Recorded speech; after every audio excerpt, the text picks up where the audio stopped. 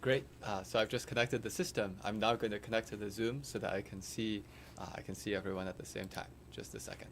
So I'm going to close out of the YouTube, by the way. I won't be watching the YouTube session. So if you are watching this online, I apologize. I won't be able to answer your questions. I'll actually be interacting directly with the Zoom because this session was for the Math for America audience. I'm just going to connect into that now.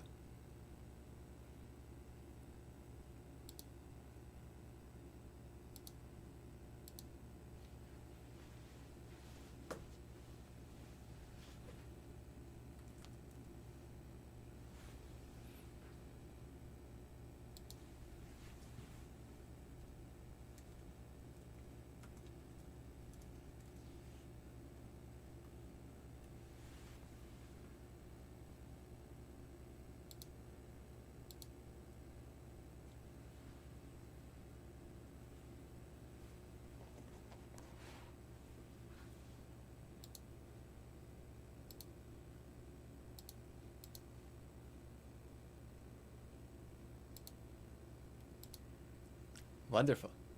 I can see everybody. I apologize for being a little bit late. So good. I see everybody here. I'm just going to quickly check our host. Our host is usually here. Oh, let me mute this one. Right. Our host is usually here. So I'm just curious. Is John Russell here? I see MFA. Oh yes. Okay. I see MFA. Very good. So John Russell is here too. I just wanted to quickly ask for Math for America group. Should I wait a few minutes or should I go right ahead and start? I actually don't know what is the expectation these days. It looks like we have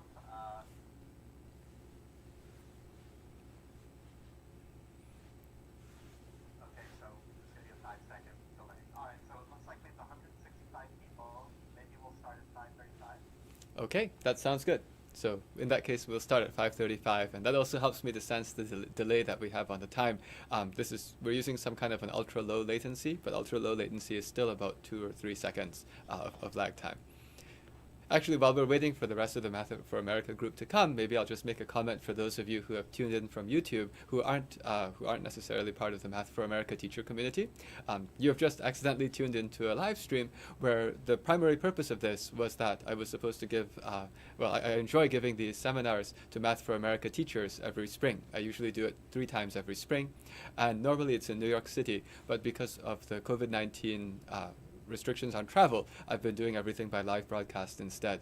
And I'm very happy to have other people watch. If you're curious, you're definitely welcome to follow along and watch. The topic of this particular one is going to be about matrices. So this is going to be something in the Algebra 2 side.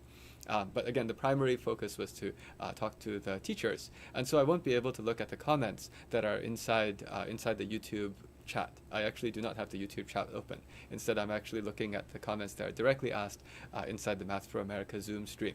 But everyone else who wants to watch is, of course, welcome. And if you're curious at all about the organization, Math for America, it's amazing. They work with some really, really passionate and dedicated teachers of mathematics and science. Many of them are based in New York City or New York State. And if you're curious at all, I'd highly recommend looking them up. Okay, I saw that there are some questions in the Zoom chat which are also talking about the Novid app or these Apple and Google.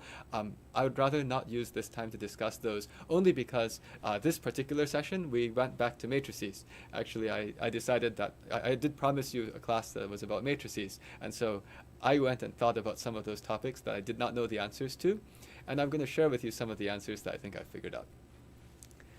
Okay.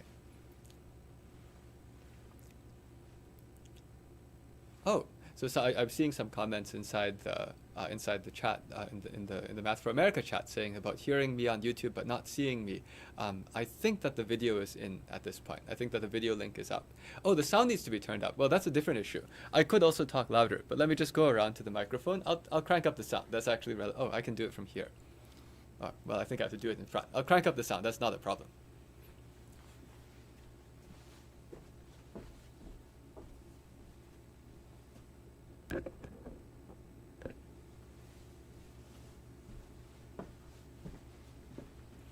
All right, so I've turned the sound up a notch, and hopefully that will work. And that takes us to 5:35. So in that case, John, should I just go ahead, or did you want to say any words before we start?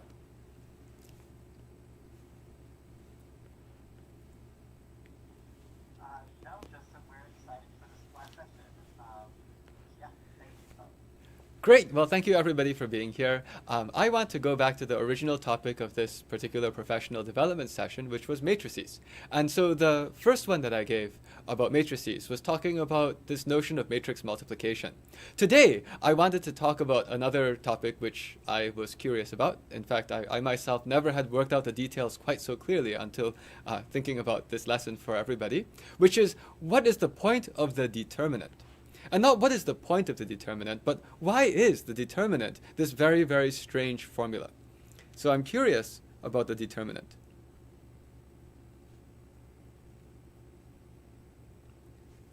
Now, when I learned about determinants when I was in school and also when I was in college, I thought of determinants as a complicated formula. There were a bunch of different formulas that you could use to calculate determinants. You'd multiply some of these numbers in some particular order in a matrix. There would be some plus signs, there would be some minus signs, and in the end, it wasn't clear at all why any of this was true.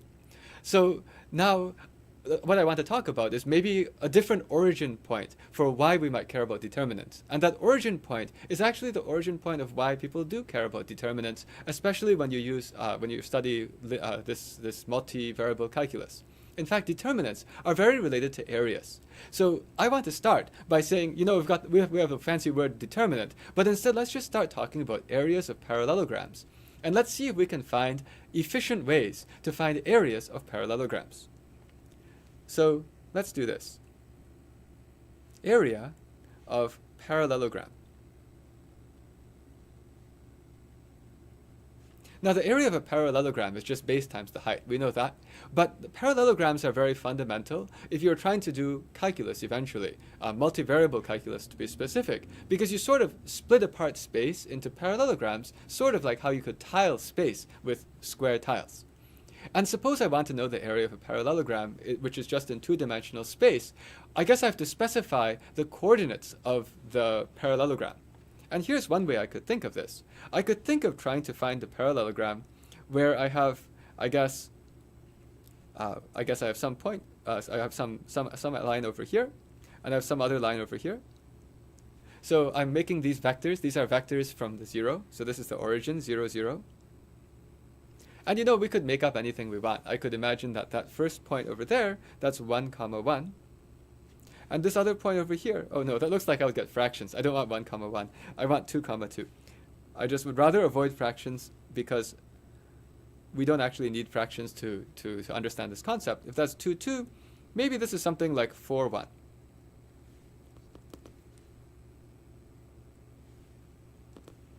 So if I have 2, 2 and I have 4, 1, now I could ask what's the area of the parallelogram that I make if I go and finish making the parallelogram. So we always think of making a parallelogram by putting the two vectors at the origin points. We put the two origins of the vectors together, and then you have these two, and then you just see how to complete the parallelogram on the other side.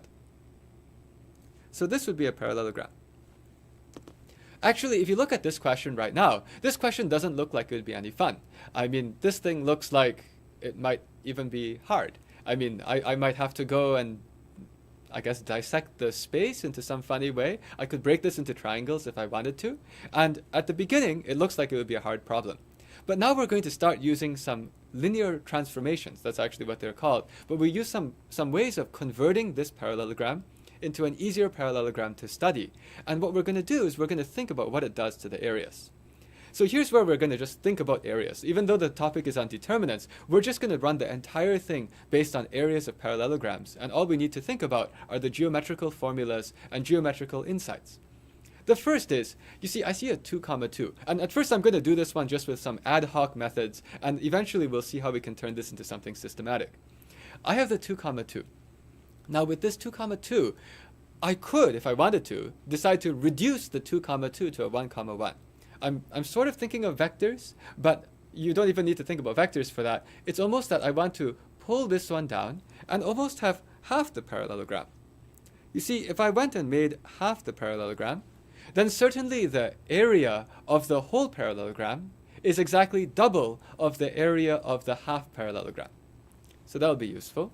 So this particular area over here, the area of this, maybe I'll write area of this, is equal to double the area of what I get if I just pulled down, and I mean not pulled down, like I took half. I really halved that particular side. And if you halve that side, instead of going to 2, 2, you go to 1, 1. We're always starting from 0, 0. And this time it's going to go across to 4, 1. And let's finish the parallelogram. Maybe I'll make it blue this time. And it's like that. Okay, so far it's not really clear whether or not this helped or this hurt, but if I do this, it certainly has the same area, right? I mean, sorry, not the same area. This is double of that area. The next thing I want to do is I want to make this parallelogram a little bit simpler. So there's something that's nice, which is that, you see, if I have that this parallelogram is on the 1, 1 side, and here's a vector, I mean, it's a point 4, 1, and so the vector is 4 across 1 up, I could draw this. If I continue this line down, if I continued that line down right there, and I'm going to draw another shape, I continue that line over there, and I'm going to draw, maybe I'll draw another shape right underneath it because I want to compare these shapes. I want to have this blue part still. Okay. But now what I'm going to do is, actually I'm going to keep this 1 over here. This one is the 1, 1. So that's the 1, 1. Oh, that's an ugly picture. So let me try again. So we're going to have the 1, 1 part is still here. And what I'm trying to do is I'm trying to drag this piece down. And so if I drag this piece down, I still had this thing up here, and I pulled back down. But now what I do is I'm going to draw this one and this one. So what I've just done is I'm going to label all these points so that we can see the same distances. This is still 0, 0. This is still 1, 1. And now what I've done is this is at 3, 0. So I've dragged this point down along this 1, 1 vector, and I dragged it all the way down to 3, 0. And the important thing is that the area of the parallelogram that's down here, where I go from 0, 0 to 3, 0, and then over here, this height is now at 4, 1, the old 4, 1. This purplish parallelogram has actually the exact same area as the original, as this parallelogram up here. Let me go and shade them. So this parallelogram has the same area as this parallelogram. So I'm going to write it equals 2 times the area. And I'll explain again even more slowly as we now have this thing to stare at. So what I'm saying is that originally I have something. I've got this piece which had the 2, 2. And I can reduce the 2, 2 down here to 1, 1. And then somehow whatever that area was is exactly double of that area. Because I took something that was twice as long, you could say. And then over here, what first halve it? So I think I don't completely understand. I think you're asking why first halve it. Actually, you don't necessarily have to first halve it. I'm just trying to show the kinds of things that you can do with these vectors. And soon we will be able to find that there's certain more systematic ways that we can solve this. But I'm saying that if I was trying to find the area of this parallelogram, and if I have any one of those sides, and I scale that side by half, and make the parallelogram with that half thing instead, then whatever area I have is half of the original. So the area of the original is twice the area of this. Now if I want to look at this piece, what I'm actually doing is I'm taking this parallelogram and I'm sliding it. I'm basically taking, it used to be this was the base before, it was from 0, 0 to 4, 1. And now since I've slid the base along this line, and this line is exactly parallel to that line, by sliding it along, then I have another purplish or pinkish parallelogram, which has the exact same area as the original one. How do we know the two shaded are the same area? Thank you. I'm glad you asked, because this is one of these very important details that we need to explain slowly. So the reason is because it follows from this. This is Cavaliere's principle. You could call it Cavaliere's principle. You could also call it that the area of a parallelogram is base times height, but it's the same principle as Cavaliere's principle. What we have is whenever you have two parallel lines, if we have two parallel lines, and it doesn't even matter like how long these parallel lines are, if you have two parallel lines, and you go and take 2 points on this parallel line, and you go and draw two parallel lines to the other side, like this, where those are parallel, that's always going to have the exact same area as if I go and take that and make two parallel lines of different parallelness. So I take that versus I had the green, so I guess the green was this way.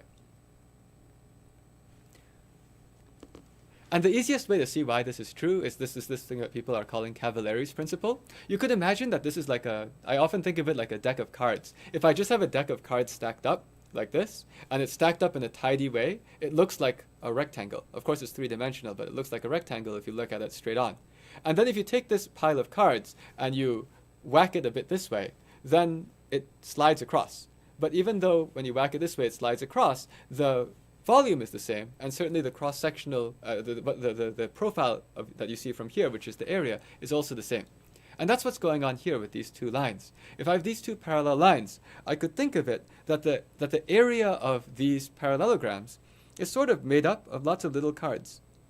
And whatever was that card, that got pushed across over to here. And here, this is like decks of cards. Does this make sense? I mean, so the goal here is to say, yeah, if you look, and actually, yes, if you just go and use the base times height formula, if you look sideways, I guess sideways is the other way for you guys. If you say that the base is over here, the height is that direction, right? So this is just actually base times height. I didn't do anything else. And in some sense, it's easier to see in this particular example if I call this side the base, because certainly they are both on the same base. And if both of them are on the same base, they also both have the same height. The height is just the distance between the two parallel lines. So what I'm trying to show is a very strange way of trying to calculate the area of a parallelogram. The first thing, somehow we chose to, subtract 1. And if you sorry, not subtract 1. We chose to halve one of those lengths. And after halving one of those lengths, we know that there's a relationship between area and the other area where somehow it's a times 2. And then if I have one of those lengths, then I have this. And if I move along, I could move along that. And I would then have that this particular area is exactly that particular area. And then I'm almost done. I mean, if I looked at this thing, I could actually already see the area. Because if I look at this particular pinkish parallelogram that's left, the base is very clearly 3. Right? I have a base of 3 here. And the height is very clearly 1. Because it goes up to a y-coordinate of 1. So in fact, the area of this pink parallelogram is just base times height, which is 3. So this part's 3. I can write 2 times 3. And 2 times 3 is then, well, it goes all the way up. So this particular area was 6. And so that's one way to go and find the area of a parallelogram. This I wanted to show you a few of these ad hoc methods that you can use, because now we want to try to turn everything more and more systematic. The first thing is there was indeed somebody who made a comment who said, why even bother to divide by 2? Because you don't actually need to divide by 2. Let me return to the original one and not divide by 2, although I wanted to talk about the divide by 2 because that's useful for maybe some other things that I want to talk about later, which will be where I will want to multiply and divide a particular side length by more or by less. So let's go back and draw it again with the 2, 2 and the 4, 1. So we're curious about the area of this particular parallelogram, and this is 2, 2, this is 0, 0, and I also have 4, 1, and 4, 1 goes out to around here. Well, now that we've seen this idea about just moving things along parallel lines, you actually don't need to divide the 2, 2. You could actually just do this. Let's first draw another parallel line. So this parallel line is supposed to be parallel to the original line. This I'm calling it a vector, but this particular vector from 0, 0 to 2, 2. Vector to me is just an arrow. It's just that's not. We're not going to use anything fancy whatsoever about vectors, other than saying they're somehow telling me a direction. But so this particular one is parallel to that particular one. Well, if that's the case, then I could actually just have gone straight up and said, well, what could I do to try to make a perfectly flat, perfectly horizontal vector, so that instead of trying to find this particular green area, right, I'm supposed to find this green area. Instead of finding that green area, let's find a simpler area. And the simpler area will be one that goes straight horizontal, and this one's going to go straight horizontal also. Does this make sense? This is the same principle. Instead of trying to say first halve that 2, 2, we could ask a different question, which is, how do I go and find this particular coordinate right here? I really want to know what is this coordinate that I'm marking with a big dot, so that it's perfectly horizontal, because that makes my computations easier. So if I look at this, I say, well, how do I get this? Well, I have this 4, 1. I know that I have this 4, 1. And what I'm sliding along is I'm sliding along something that's parallel to 2, 2. So if you're sliding along something that's parallel to 2, 2, oh, is something missing on the screen? I'm not sure. Not that I can tell. If you're asking, is this line supposed to be solid? I guess it's supposed to be solid. But I don't know if anything else is missing on the screen. So I hope this is correct. By the way, if you feel that anything is missing, please do let me know. There's actually entirely possible. It's entirely possible that something is wrong too. But let me go back here, and I'm saying now our question is: could we have done this without halving the 2, 2 in the first place? Oh, the upper. Oh, yes. The upper right vertex was not labeled. I'm not labeling that one because I actually don't need to. You see, I'm trying to find the area of a parallelogram. And for this parallelogram, thanks for your comments, by the way, I do appreciate. For this parallelogram, from 0, 0 to 2, 2, and from 0, 0 to 4, 1, that's enough information already for me to declare that there will be a parallelogram and we could find the area. But instead of doing that parallelogram, I want an easier parallelogram. And my easier parallelogram consists of, I know I can go to 4, 1, but I don't want 4, 1, because the 0, 0 to 4, 1 is not a flat base. I want a flat base. So I actually want to go and make this one go flat. The way to make it go flat is to go and try to find a way to find the appropriate point here. Now you could use it could turn into an Algebra 1 problem. You could say, I want to go and find, is there a point which is with this line has a slope of 1? Yes, you could, exactly. So indeed, someone says maintain the slope. The slope is a slope of 1. So the slope that we have here is a slope of 1. So if you want to maintain the slope and bring it down until the y coordinate is 0, you can see that the only way to do it is to go to 3, 0. And that's one way to explain it. There's another way to explain it, which is not how an Algebra 1 student would think. By the way, the Algebra 1 way is completely reasonable, completely legitimate, and in fact probably the most natural thing someone would think of. The other natural way to think of this is like this. So we have this nice picture here. We have this 4, 1. And what's going on this particular line is that every single point on this line has the following form. I'm going to mark a different point, a point that's all the way over here. This point has the form 4 minus 2 times t, 1 minus 2 times t. And here we're sort of using the idea of adding vectors. You see, we are used to thinking about slopes, usually when we think about parallel lines and find the point where two lines intersect. But it's a little bit more convenient for what we're going to do for the rest of today to go and say, every point here can be parametrized. We could say that any point here will have the form 4, 1, but not 4, 1. The 4 minuses 2 times something, and the 1 minuses 2 times something. And the reason this works is because this encodes the slope. You see, because if I had t equals to 1, then I would have 4 minus 2 and 1 minus 2, which would correspond to just taking that, this segment and just subtracting it over here and taking one full step. But the important thing is that the t is not required to be an integer. In fact, what we're using t to be half. And if you use t to be half, then you actually can go ahead and make that 0 out. So we actually are intentionally choosing a t so that this part zeroes out. That's what we did in this particular example. Okay, so in this particular example, we go and find out that by choosing t equals to 1/2, it's pretty good. So if I have this point here, this is at t equals to 1/2, you get a very convenient point. 4 minus 2 times 1/2 is 3, and 1 minus 2 times 1/2 is 0. So if I did that, I would go and say, now I just need to find the area of this pink parallelogram. The pink parallelogram is 3 across, and base times height is enough now. 3 across and 2 up. Okay, so that would be immediate. I have 3 across and 2 up. 3 times 2 is 6. And if I just use base times height, I'm done. So the area is base times height. And that's equal to 3 times 2, which is 6. Okay, so now this just let us know how we could find the area of a parallelogram. And in fact, if you draw other kinds of parallelograms, you can even just turn this into some kind of a system where you say, I want to go and translate my parallelograms so that they are easier to deal with. Now, the next thing I'm going to do is I'm going to say, you don't have to only translate them until the base is flat. You could actually translate them so that the base in the other direction is flat. You actually have some choice here. You could, and let me show that with another example. Actually, let's use the same example. The 2, 2 and the 4, 1. So the next thing I'll do is I'm going to do, I have this 0, 0 over here. I have my 2, 2, which goes over here. And I also have my 4, 1. My 4, 1 was here. Now I will draw this, this parallel line.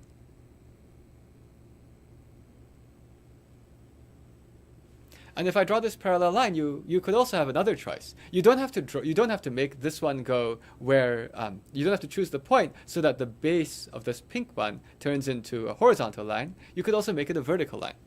So first, let me actually draw the green parallelogram. This is what we want to find the area of. But I could also say, let's go all the way down to here. Now, if I go all the way down to here, I'll just draw two lines. Yes, exactly. Well, is it so that 1 minus 2t is 0? Oh, 1 minus... thank you very much for answering the questions, everybody in the chat. That's helpful. Let me go back just to make sure that we hit this straight. So over here, it's like, what was I trying to do? Why did I choose t equals half? Because I was trying to make the y-coordinate of that particular pink point. I wanted the y-coordinate of it to be 0, because at that point, it would be perfectly horizontal that way. So my goal was to say, since I start at the 4, 1, and I'm going to move along this line, and as I move along this line, each of the coordinates minuses by 2, I can make that happen that way. Yes, and thanks for asking the questions. Actually, this particular lesson, I wanted to make this lesson something that demystifies determinants. And so it will be most useful if there's any little, even if there's a little point that doesn't make sense, please ask. Because what we will get quite soon is we'll get to explain why the 2 by 2 determinant formula looks the way it does. And it's actually quite useful to be able to explain it to students, because then there's no more mystery. Okay, so back here I can do it the other way too. I could go and make it, I can go and find out how to choose a point down here instead, where I get vertical instead of horizontal. And if I do that, well, the other one better be parallel to it too. So I'll actually use this one. Right? So my point is, I could also, instead of asking to find the area of the green thing, I can find the area of the pink thing. But now the pink thing is going to have a vertical line. Well, if I want a vertical line, this just turns into something quite simple. And somebody said, oh yes, and you could also have done something with like 4 minus t, 1 minus t, and set t equals to 1. I see that somebody's asking, why didn't we just do 4 minus t and 1 minus t? In fact, you have that freedom. Because you see, it's just the version of 4 minus t, 1 minus t would just be where the t has maybe twice, half the impact of the other t. But it works too. And the only reason I used the 2, 2 is just because I'm saying, I'm just going to steal the 2's. There's a way to just grab each of those numbers and put each of those numbers there. So it just depends on the parameters, indeed. That will determine the parametric equations. Because if I wanted to do this where I said, well, it's 2, 2 is the same parallelness as 1, 1, I could. If I wanted to do 4 minus 10t, 1 minus 10t, I also could. But the benefit of using just those numbers is you can just copy them down there. Okay. Let's go on to this part. Let's just do it again. So over here, I want to know what can I put for this point. And for this point, that will be of the form, I'll still say 4 minus 2t, 1 minus 2t. And for the 4 minus 2t, 1 minus 2t, and thanks for asking the question. What I want to do is, I want to get a point which is vertical. So if I want it to be on the y-axis, then I need to have x equals 0. And if I want x equals to 0, the way to make x equals to 0 is by choosing t equals to 2. So over here, I'll say, let's just go and choose t equals to 2. At t equals 2, what I get is I get 0 and negative 3. So that's exactly where this piece is. This is at 0, negative 3. And so if that's at 0, negative 3, then the area of the parallelogram, I could use the base to be this vertical part. So now the base would be this way. And if I use that for the base, well, the base would be of length 3. And if the base has length 3, the height, by the way, the height is just going to be the x-coordinate, and that's going to be 2. So again, I get the same answer. I will find out that the answer is going to be still, like, it will be just 3 times 2, which is 6. So there's something I want to do here. I want to write down what we started with and what we transformed it into. They're going to now look like matrices. So what I was actually doing, I could think of like this. I wanted to know the area of, now this is not like a matrix. I mean, I'm drawing it to look like, well, okay, actually it is a matrix, but I'm drawing it in a way that is just supposed to symbolize, I want the area determined by a 2, 2 and a 4, 1. And I want to emphasize this is not really a matrix. This is just 2 coordinates, 2 vectors drawn one above the other. Okay? And so this is just some kind of notation that I wrote down. I'm curious what is the area of 2, 2 and 4, 1, where what that means is I will take the vector that goes from 0, 0 to 2, 2, the vector that goes from 0, 0 to 4, 1, and then from that, what I will do is I will go and just like build a parallelogram and find the area of it. So that's what I'll do here. And what I did is I said this area is exactly equal to another area, a pink area, and this particular pink area that I did is the area will be one of the vectors is 2, 2, and I'm just trying to symbolize them as stacked right now, and the other vector is 0, negative 3. Okay, so I'm just saying that these two are the same answer, where my notation is not supposed to mean that it's any particular matrix operation yet. I'm just saying this is how I'm going to denote if I have 2 dimensions and I want to know the area of parallelograms. I'll write down in the rows each of those vectors, and there's 2 vectors because that makes the parallelogram for me, and I'll just say that has the same area as that. And once I saw this second one, I got happy because whenever I have a 0, negative 3, then life is simple. Like whenever there's actually a 0, life is simple. Because that means that one of my vectors happens to have either x-coordinate 0 or, difference in x0 or difference in y0. That means it's either vertical or horizontal. And in this particular case, like 0, negative 3, it's going to be a perfectly vertical line. And since it's a perfectly vertical line, all that matters is I take that 3 part and I multiply it by whatever was this bit. Oh, what was this bit? I'm actually going to circle it. That bit is the x-coordinate of the other one, is the 2. So in fact, the answer to what was the area of this particular parallelogram was 3 times 2. Now you see a negative 3 there. If you see a negative 3 there, it's sometimes maybe people say, should I take the absolute values? Well, in this case, we talked about the area. And when we're talking about the area, it makes sense to talk about the absolute value, because the area has only, the area has to be a non-negative number.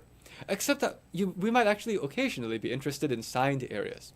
Actually, if we have any physics teachers here, there's the cross product, right? So there's this notion that sometimes when you multiply 2 vectors in 3-dimensional space, you even use your right-hand rule and you try to figure out which way it points. And there has to be something to do with the order that you multiply the vectors in. And also, if you're doing calculus, when you do calculus, these things are sort of like your elements of area. And so there has to be a notion of sign as well. So in fact, we're going to have a notion of signed area. I don't want to stop with just saying area. I want to talk about the signed area. And the signed area, now it actually is going to matter what order these 2 vectors are in.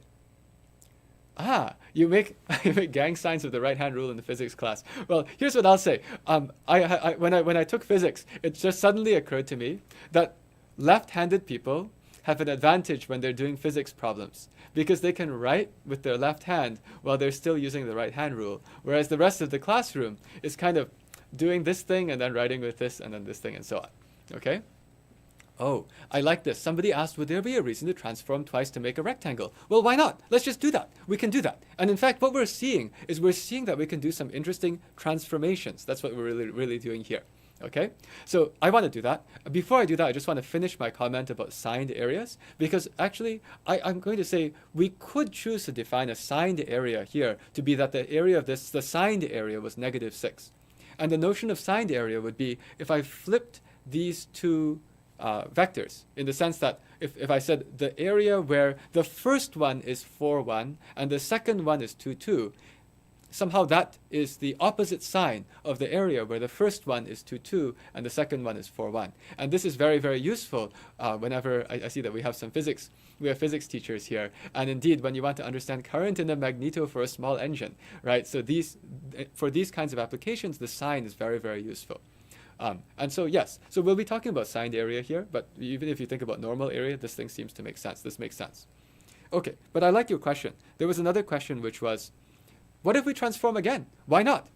So if I have this particular picture here, which is this parallelogram, I could transform that parallelogram into just a pure rectangle. And the way I would transform that into a pure rectangle is, let me first draw the parallelogram so that my picture doesn't get too messy. So I'll go to the next screen. But I'll also come back because I'll want to look at what this does with this interesting way of writing writing 4 numbers, 2 vectors stacked together. So I'm going to draw this pink parallelogram again. The pink parallelogram was made by having something go down to -3. No, it was 0, -3. 0, -3. And the other one was going diagonally to 2, 2. So this is going to 2, 2. And we were going to go and find the area of that particular parallelogram. But what I'm going to do is I'm going to draw a really long pink line. Originally, we were interested in this parallelogram, where we had the green and the green, but we're going to adjust it. We're going to adjust it by changing to this instead, where we're going across. So now these have changed to the blue ones instead. Now, how do you do that? Well, the same way that we did before, you see, because this is 0, -3. And so what that means is if I have this point here, which is at 2, 2, if I want to know what is the parametric equation of this line, from 2, 2 to any other point, I would take each of the coordinates, 2 and 2, and minus t times the 0 or t times the -3. So let me write that down.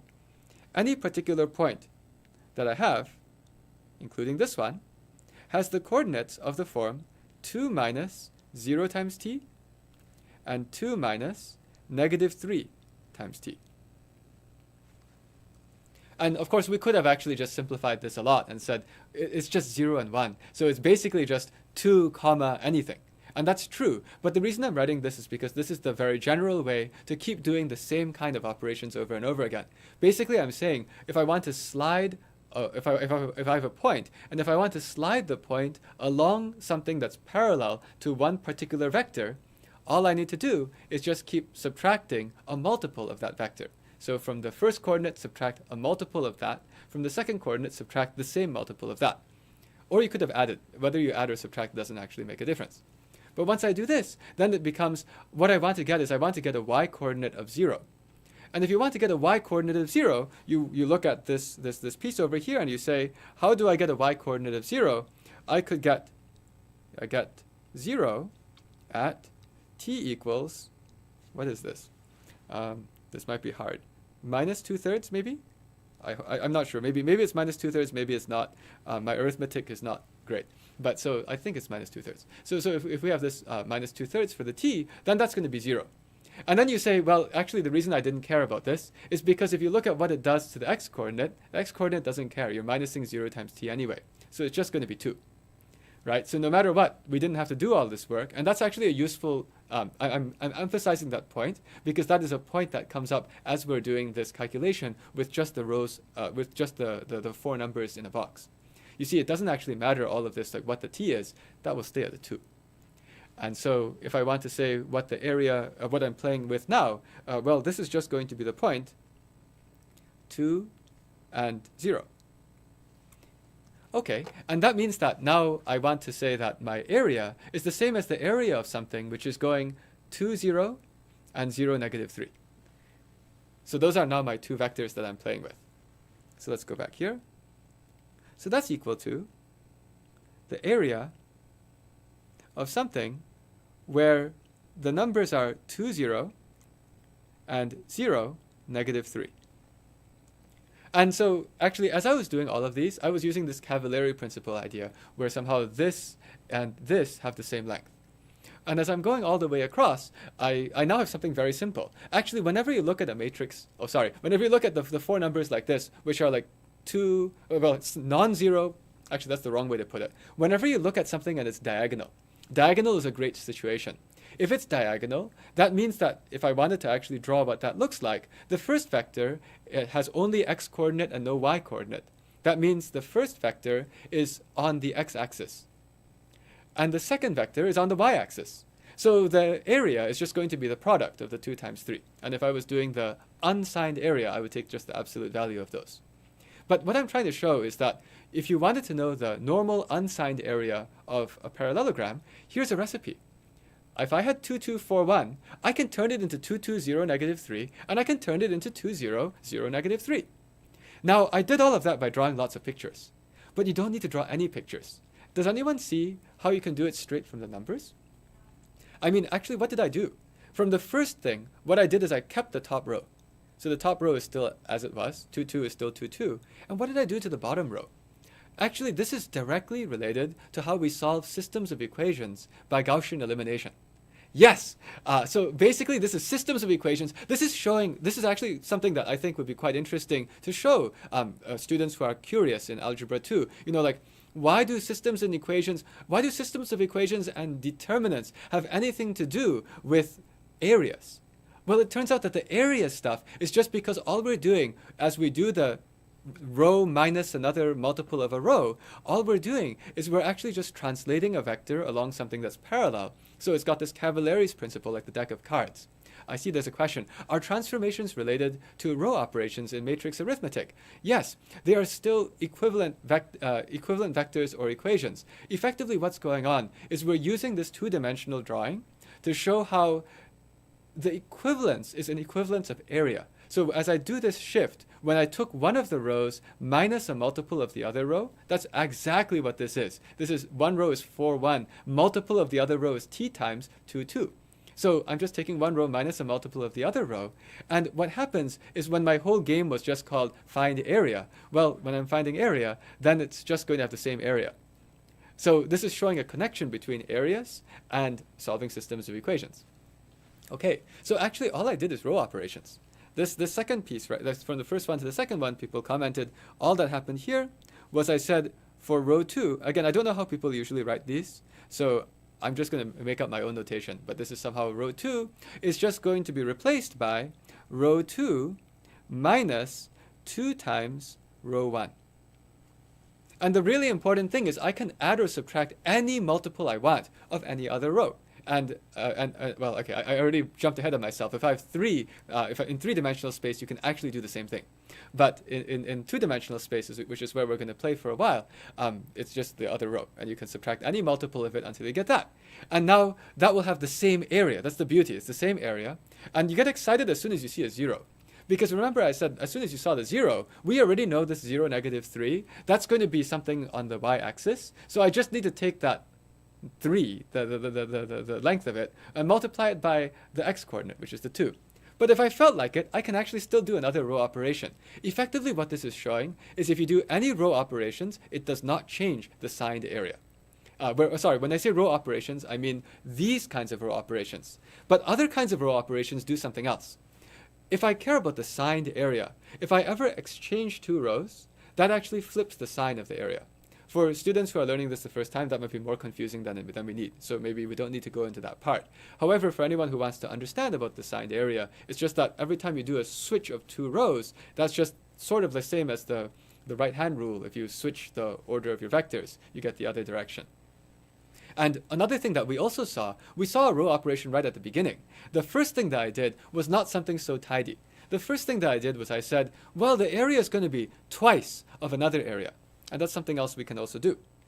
We can also say if I wanted to know the area of this 2, 2, 4, 1, and I'm just going to intentionally draw these horizontal lines because I'm just trying to make it look like not matrices. I'm trying to make it look like finding areas of parallelograms, and that's important.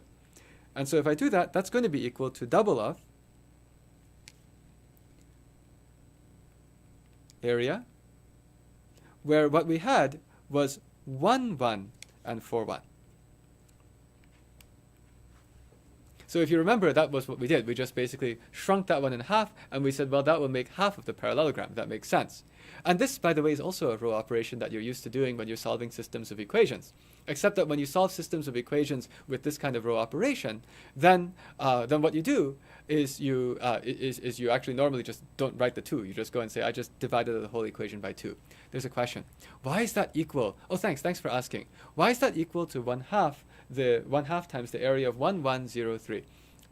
0, negative 3.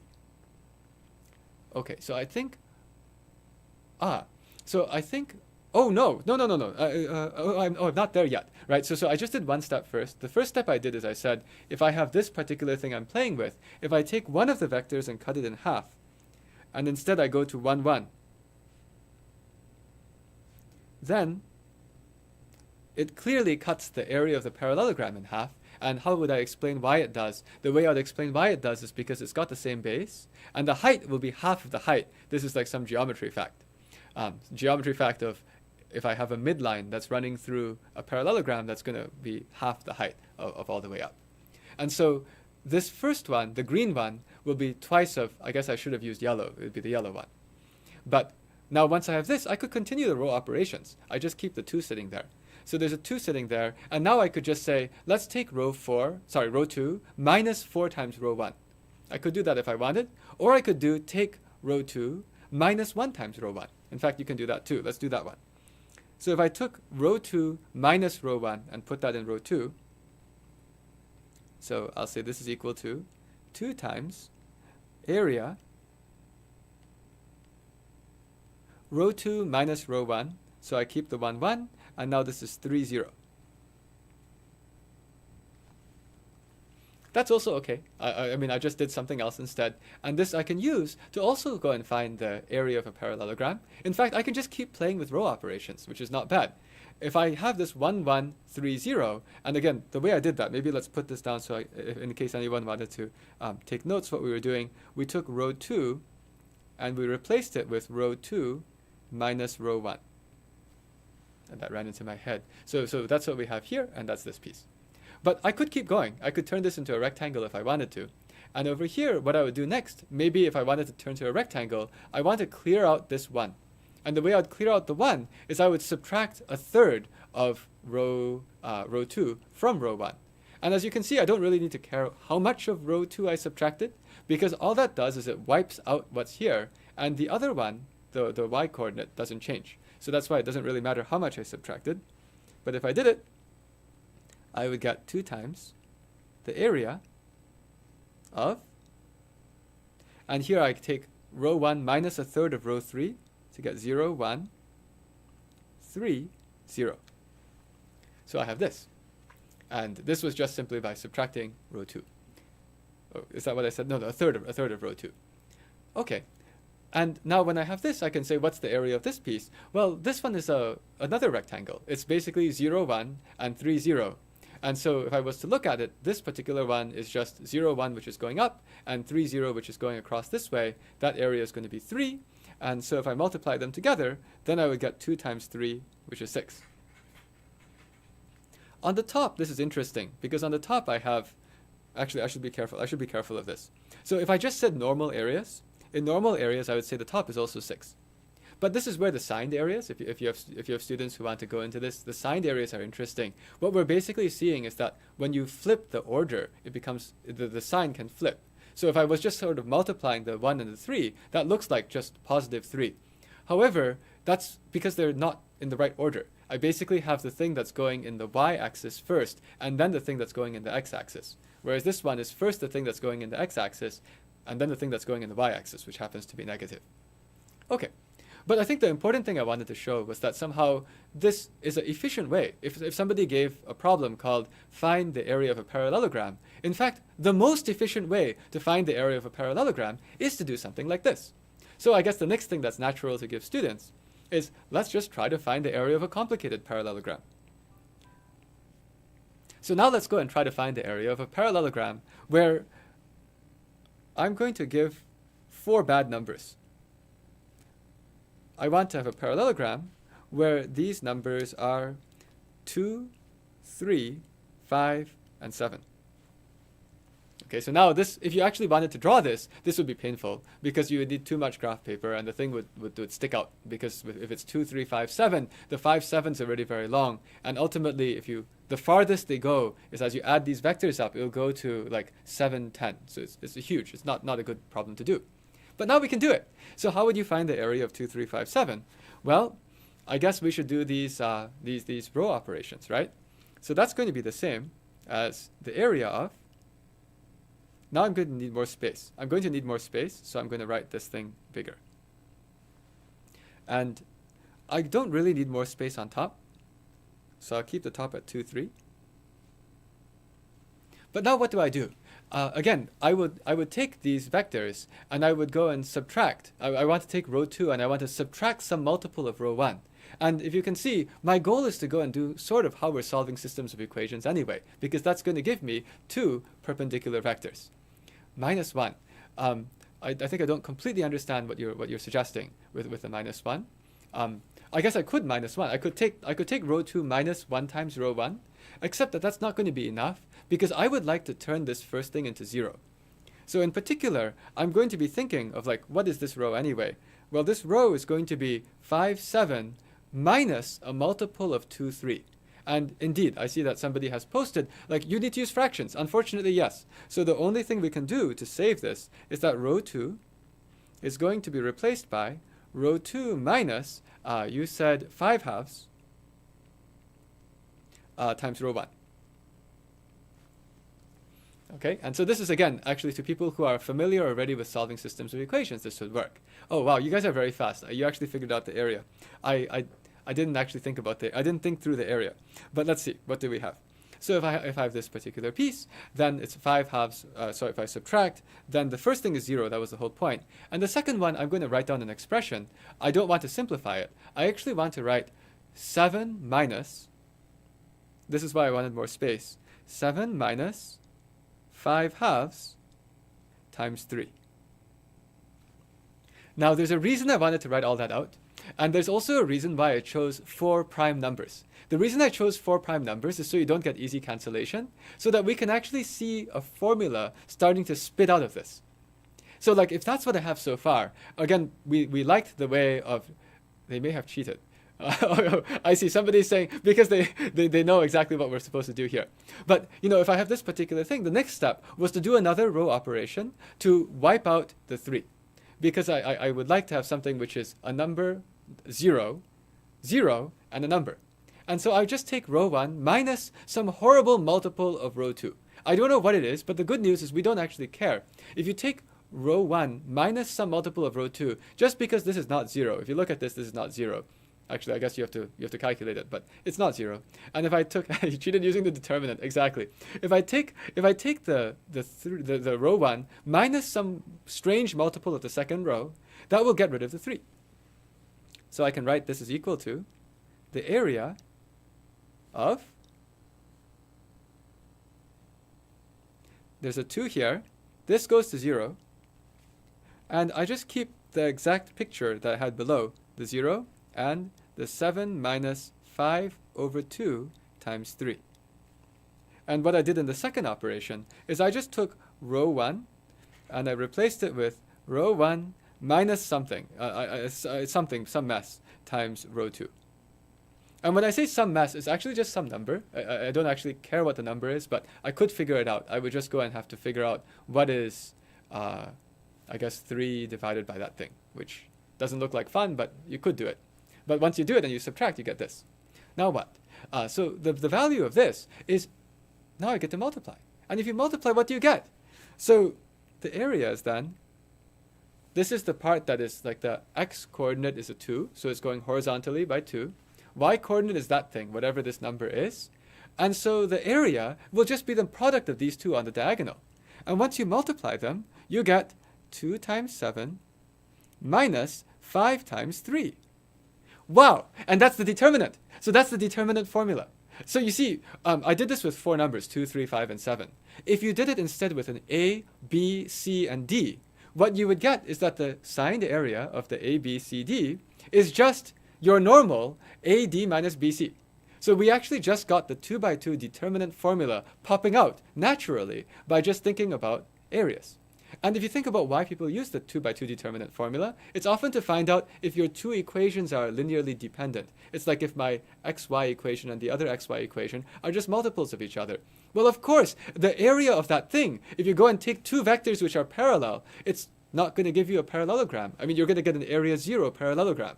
So that's actually how you can immediately show why this determinant being 0 has something to do with two vectors being parallel. It has no area. And at the same time, you simultaneously get that, well, by the way, determinant and area are like the same thing. Of course, there's a question of like, what is the sign? But that's not the most important fact right now. It's just that we get this. And if you wanted it with A, B, C, D, that's no problem. Just put A, B, C, D here, and you've got it. There's one detail I want to add. What if you divide by 0?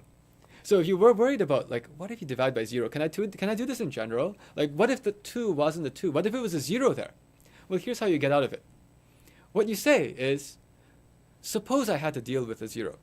I mean, so what I've actually already proved is I've already proved that the area of, if I take A, B, C, D, the area of this is equal to AD minus BC unless A equals 0. So that's my only weird point. If A equals 0, then it's not good. But here's what I'll do. If I want to know what happens when A equals 0, I would just simply go and say, if this is the right formula for all of them except A equals 0, meaning like it's this, by continuity, it's like somehow if I had A being 0.00000001 and this formula worked, well then it certainly works at 0 also. Because the area is continuous, in the sense that if I had my A just being non-zero, so I can at least divide by it, then I'm good. And so this is actually how you can show this works also if A equals 0. Because the area should not change too much if I just went and took my number there and I rounded off. Yes. Okay. Great. So that's this particular piece right here, and that shows how this works. Here's what I'm going to do. We actually have reached approximately halfway through this particular session, and I also need to switch the card on my camera anyway. So I would recommend that maybe what we do is we take a 10-minute break, which we usually do anyway halfway through, and we can continue again at 6:37. So I'll be right back at 6:37. I just want to switch the camera card that I happen to have that's recording all of this right now. I'll be right back.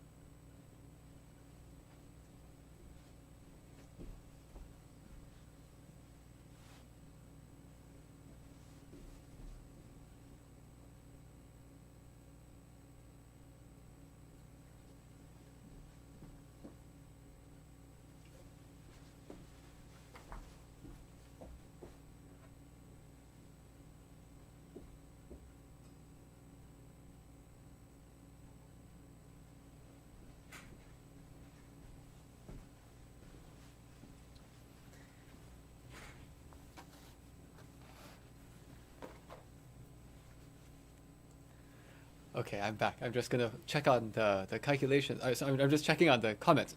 Sorry. So I just came back. So we're looking at all of these things. Yes. I see people are starting to talk about like the divide by zero. I actually want to hit all of these things. So what I talked about at the end, right when we stopped for the break, was something about, you know, what happens if a equals 0? And in fact, I'm going to use something that goes even deeper than the a equals 0 later on in the second half of this matrices talk. But the first thing is, this thing works fine when a equals 0. And what I would prefer to say, I mean, you can often try to find other ways to get around this, but what I prefer to say is that this area is something that if I eventually make my numbers change only by a tiny bit, the area should also change almost by nothing. So I'm almost then thinking about the limit. Like, that's actually the way I would think of this if you think about it from the calculus perspective. If I have an a which is not quite 0, if I want to know the answer when a equals 0, because the area is continuous, if you go and change this parallelogram only by a tiny bit, the area shouldn't change much. So in particular, the area of something which is 0, b, c, and d, the area should be equal to the limit as a goes to 0 of the area of the ABCD, which is now AD minus BC, which is going to be 0D minus BC. So that actually still works. So that's another way to look at this. And I see that somebody asked, is D over B then related to the slope of the lower vector? Yes, I suppose. Well, actually, though, if I look at the lower vector, I feel that the slope of the lower vector is probably related to C and D. It's because the lower vector is going from 0, 0 to CD, so the slope is probably something like D over C. But that's probably just a small typo anyway. So this is one way to go and see, you know, how this 2x2 matrix determinant works.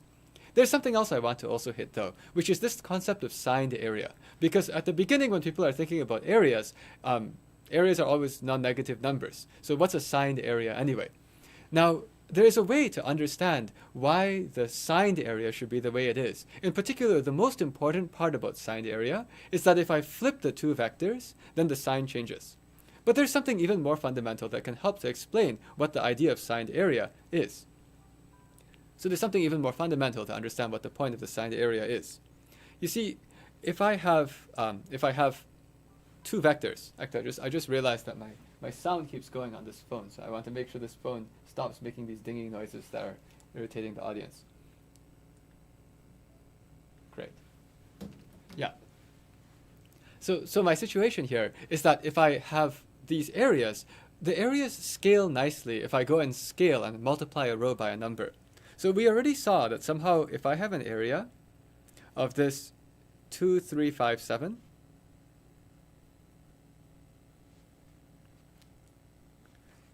that if I wanted to compare that to the area, if I doubled the top row, doubled the top vector, this should be half of that area.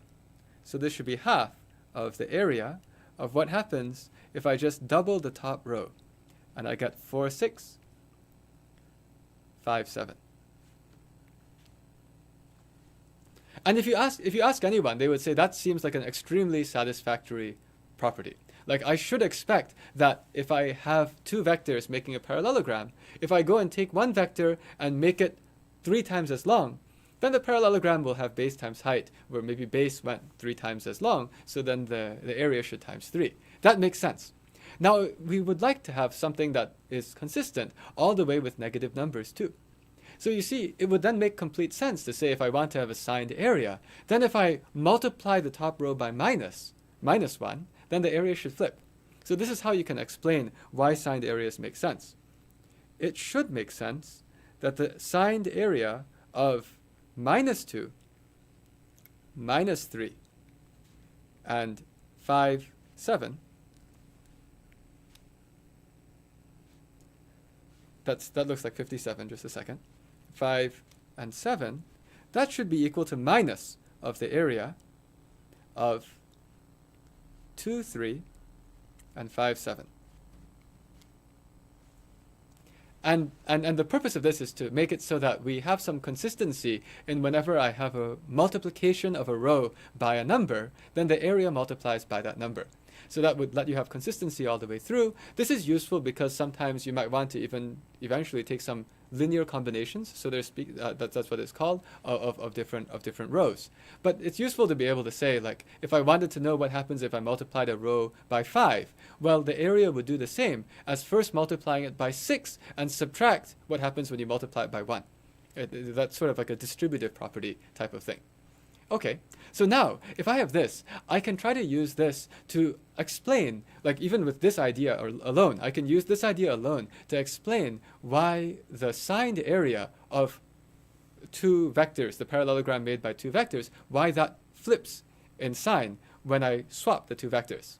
And for that, we'll use some geometry. We'll just think of like what this looks like in analytic geometry. I noticed one of the comments from one of the teachers said, it's interesting we're able to use matrices to think about this analytic geometry, or even use ideas from analytic geometry to think about matrices.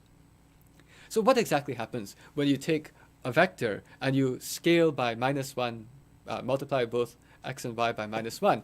Actually, what that does is it reflects it through the origin. If I was curious about what the 2, 3 looks like before, it's like this. And then -2, -3 is just a reflection across the origin. So now let me try to draw it like this. I'm going to just say, suppose I have this signed area that I'm curious about. And the signed area is with a vector I'm going to call 1 and a vector which I'm going to call 2.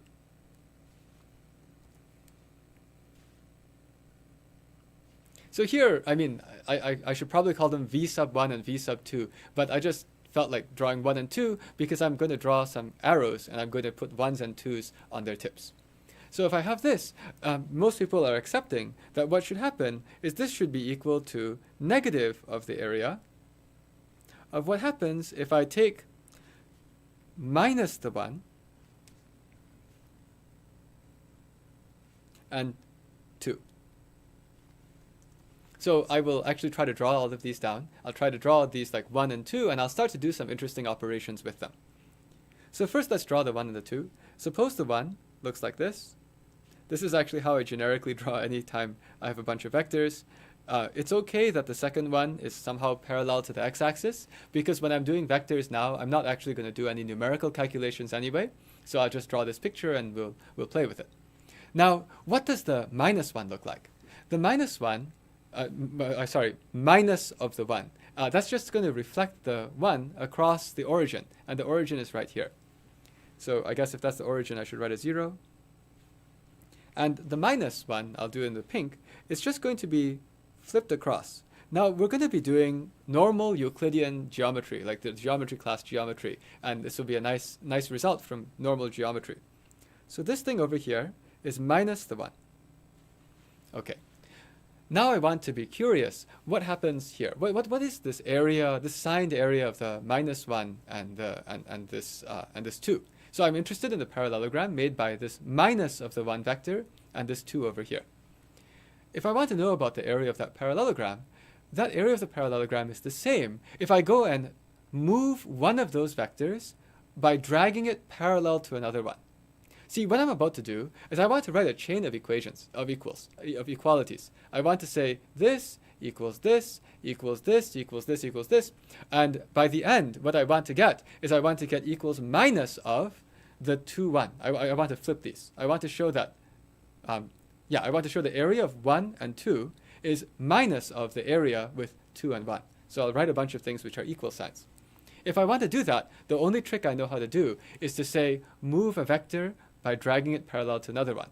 So if I'm playing with this, there's a minus sign I'm going to keep in front, okay? If I'm playing with this, I'll keep the minus sign in front. I'll write the area of something. And the area of the something, first I'm going to go and drag the minus the 1 thing, and I'll drag it along parallel to the 2. You know, you can drag it parallel this way along the 2 or the other way along the 2, and the area will be the same. For example, I'm going to draw something and erase it, but if I drag it parallel to the 2, let's use this blue line. Here's a line that goes parallel to the 2. Okay, I'm going to go parallel to the 2, and the place that I'm going to drag it to is going to be approximately here. You'll see soon why I chose these numbers, why I chose these values. So I'm going to drag it over to here. Maybe I should give that a name now. I'm just going to call that 3. and 3 is this particular vector. So the important thing is I've circled the 3 by saying the 3 is at the head of that vector, but it's also yellow, so the 3 is yellow, and the vector 3 is just this one there. And what I'm going to say is that, the thing that I said I'll erase soon, is that I was interested in this area of the parallelogram made by minus the 1 and the 2, and that would be a certain parallelogram. That particular parallelogram, oh, actually it looks kind of like what's here. That's convenient. In fact, it's going to that exact point. It is going to that exact point. But I would take this pink parallelogram, which is made by the minus 1 and the 2, and I'm going to shift it, like with this Cavaliere's Principle or the deck of cards. I'm going to shift it over to the parallelogram that's made by going to the 3 and the 2, and I guess I'll just draw the other part that goes along with the 3. That would be the other part of the parallelogram. So I'm basically saying that I'm going from this pink parallelogram to this yellow parallelogram, and those will have the same area too. So I will be able to write, actually if I want to use some colors, I think I should use that one to be pink. This is minus of the 1. And the other one that I replace with is with the 3 and with the 2.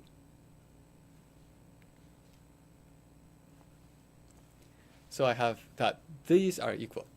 Is everyone with me so far? How did you get 3? Oh yes, how did I get 3? That's a good question. The way I'm choosing 3 is I'm going to choose, actually thank you very much for that question, because we should say exactly how I picked it.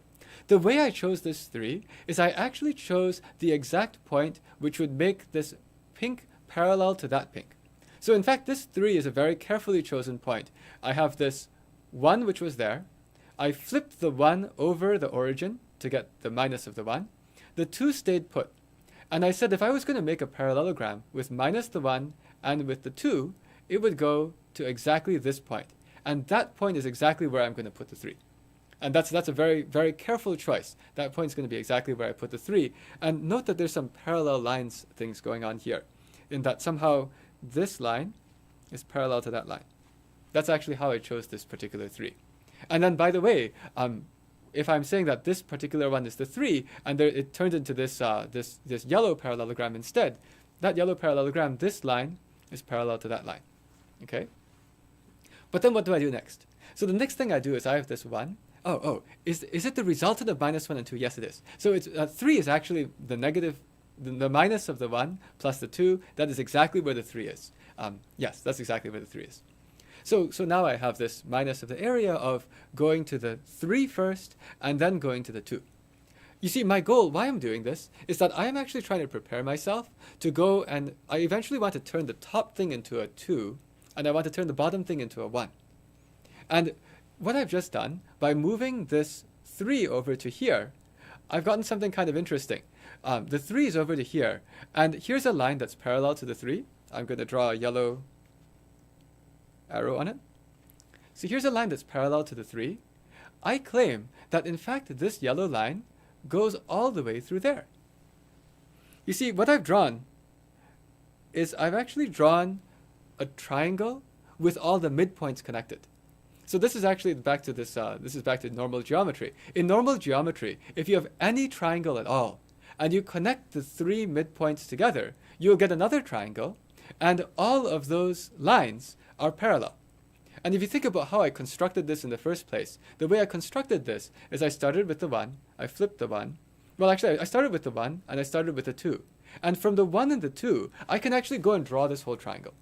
And this whole triangle is going to be where I'm going to pick the other vectors that I'm about to use to do some flipping around to go and get that the signed area is flipped when I exchange 2 vectors.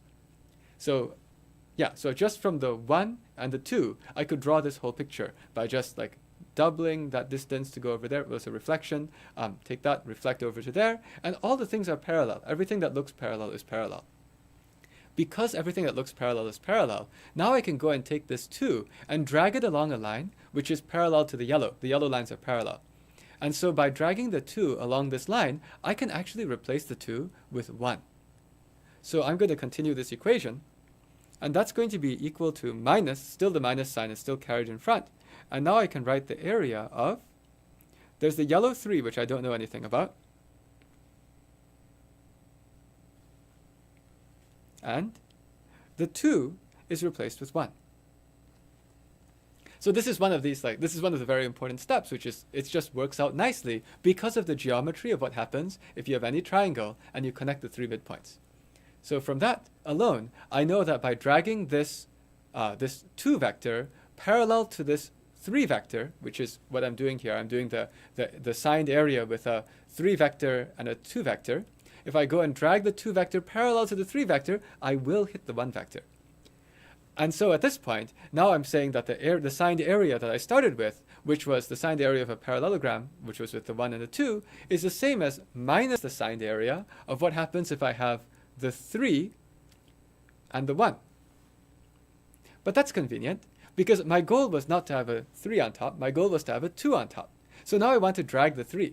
And I can drag the 3 by moving along parallel to the other vector. And the other vector is the 1. If I drag the 3 parallel to the 1, by the way, is this direction, and that's this pinkish line, which is parallel, conveniently, to this pinkish line. So if I drag the 3 parallel to the 1, it actually gets to the 2. So I'm able to actually say that this is equal to minus the area, minus the signed area of 2 and 1. And that's it. So this particular picture, this one picture here, along with following one by one by one by one, how the areas, the signed areas are the same whenever you take one vector and drag it along parallel to another vector, let you know that if you flip the two, let you know that if you flip these two particular rows, you will actually get that piece. You'll get to flip the sign of the area. So this is actually how signed area works, and this is also how you can see that in this determinant, this 2 by 2 determinant, that also helps to explain why sometimes you get a positive sign, sometimes you get a negative sign. Because ultimately we're calculating the signed area of a parallelogram. And now if the question becomes, well, which parallelograms get positive signed areas, which get negative signed areas, this is actually the same concept as the right-hand rule. It's that somehow, if on the right-hand rule, they would point, I think, so x and y, so for me, x and y is like this. Yes, if it points out of the page towards me, then it will have a positive area. And if the two vectors that I'm using to make the parallelogram, if I do the right-hand rule and the result points into the page, then it's a negative signed area. But so that just explains where the signed area comes from. Are there any questions at this point? Because at this point, we've actually gone and we've showed how the determinant of 2 by 2 matrices comes about. Why is it the AD minus BC? What it has to do with two equations being really the same equation because they're just multiples of each other, and what it has to do with area. Good right now. Okay.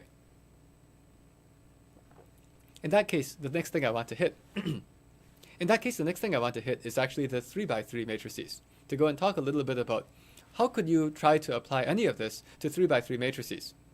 So first of all, actually you can apply everything to 3 by 3 matrices. You see, what many people, including me, learned from textbooks in school is determinant formula for 3 by 3 matrix. And that determinant formula was something kind of messy. It involved, what did it involve? I mean, let's see if I can do it very quickly. So I'm going to now write down a 3 by 3 matrix. We're going to go to 3 by 3.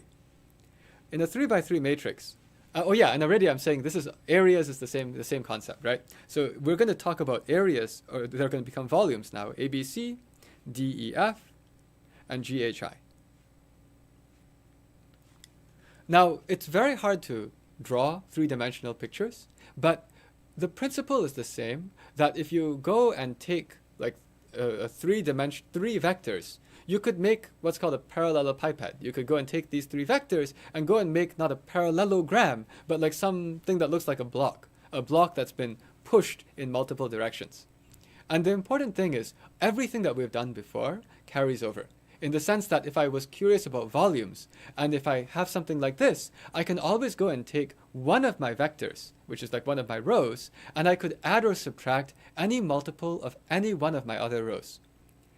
Doing that would correspond to effectively moving one of my vectors along one of these dimensions. But for example, if I had a deck of cards, that would be like saying I just push the deck of cards where somehow the height is the same above the other 2 vectors.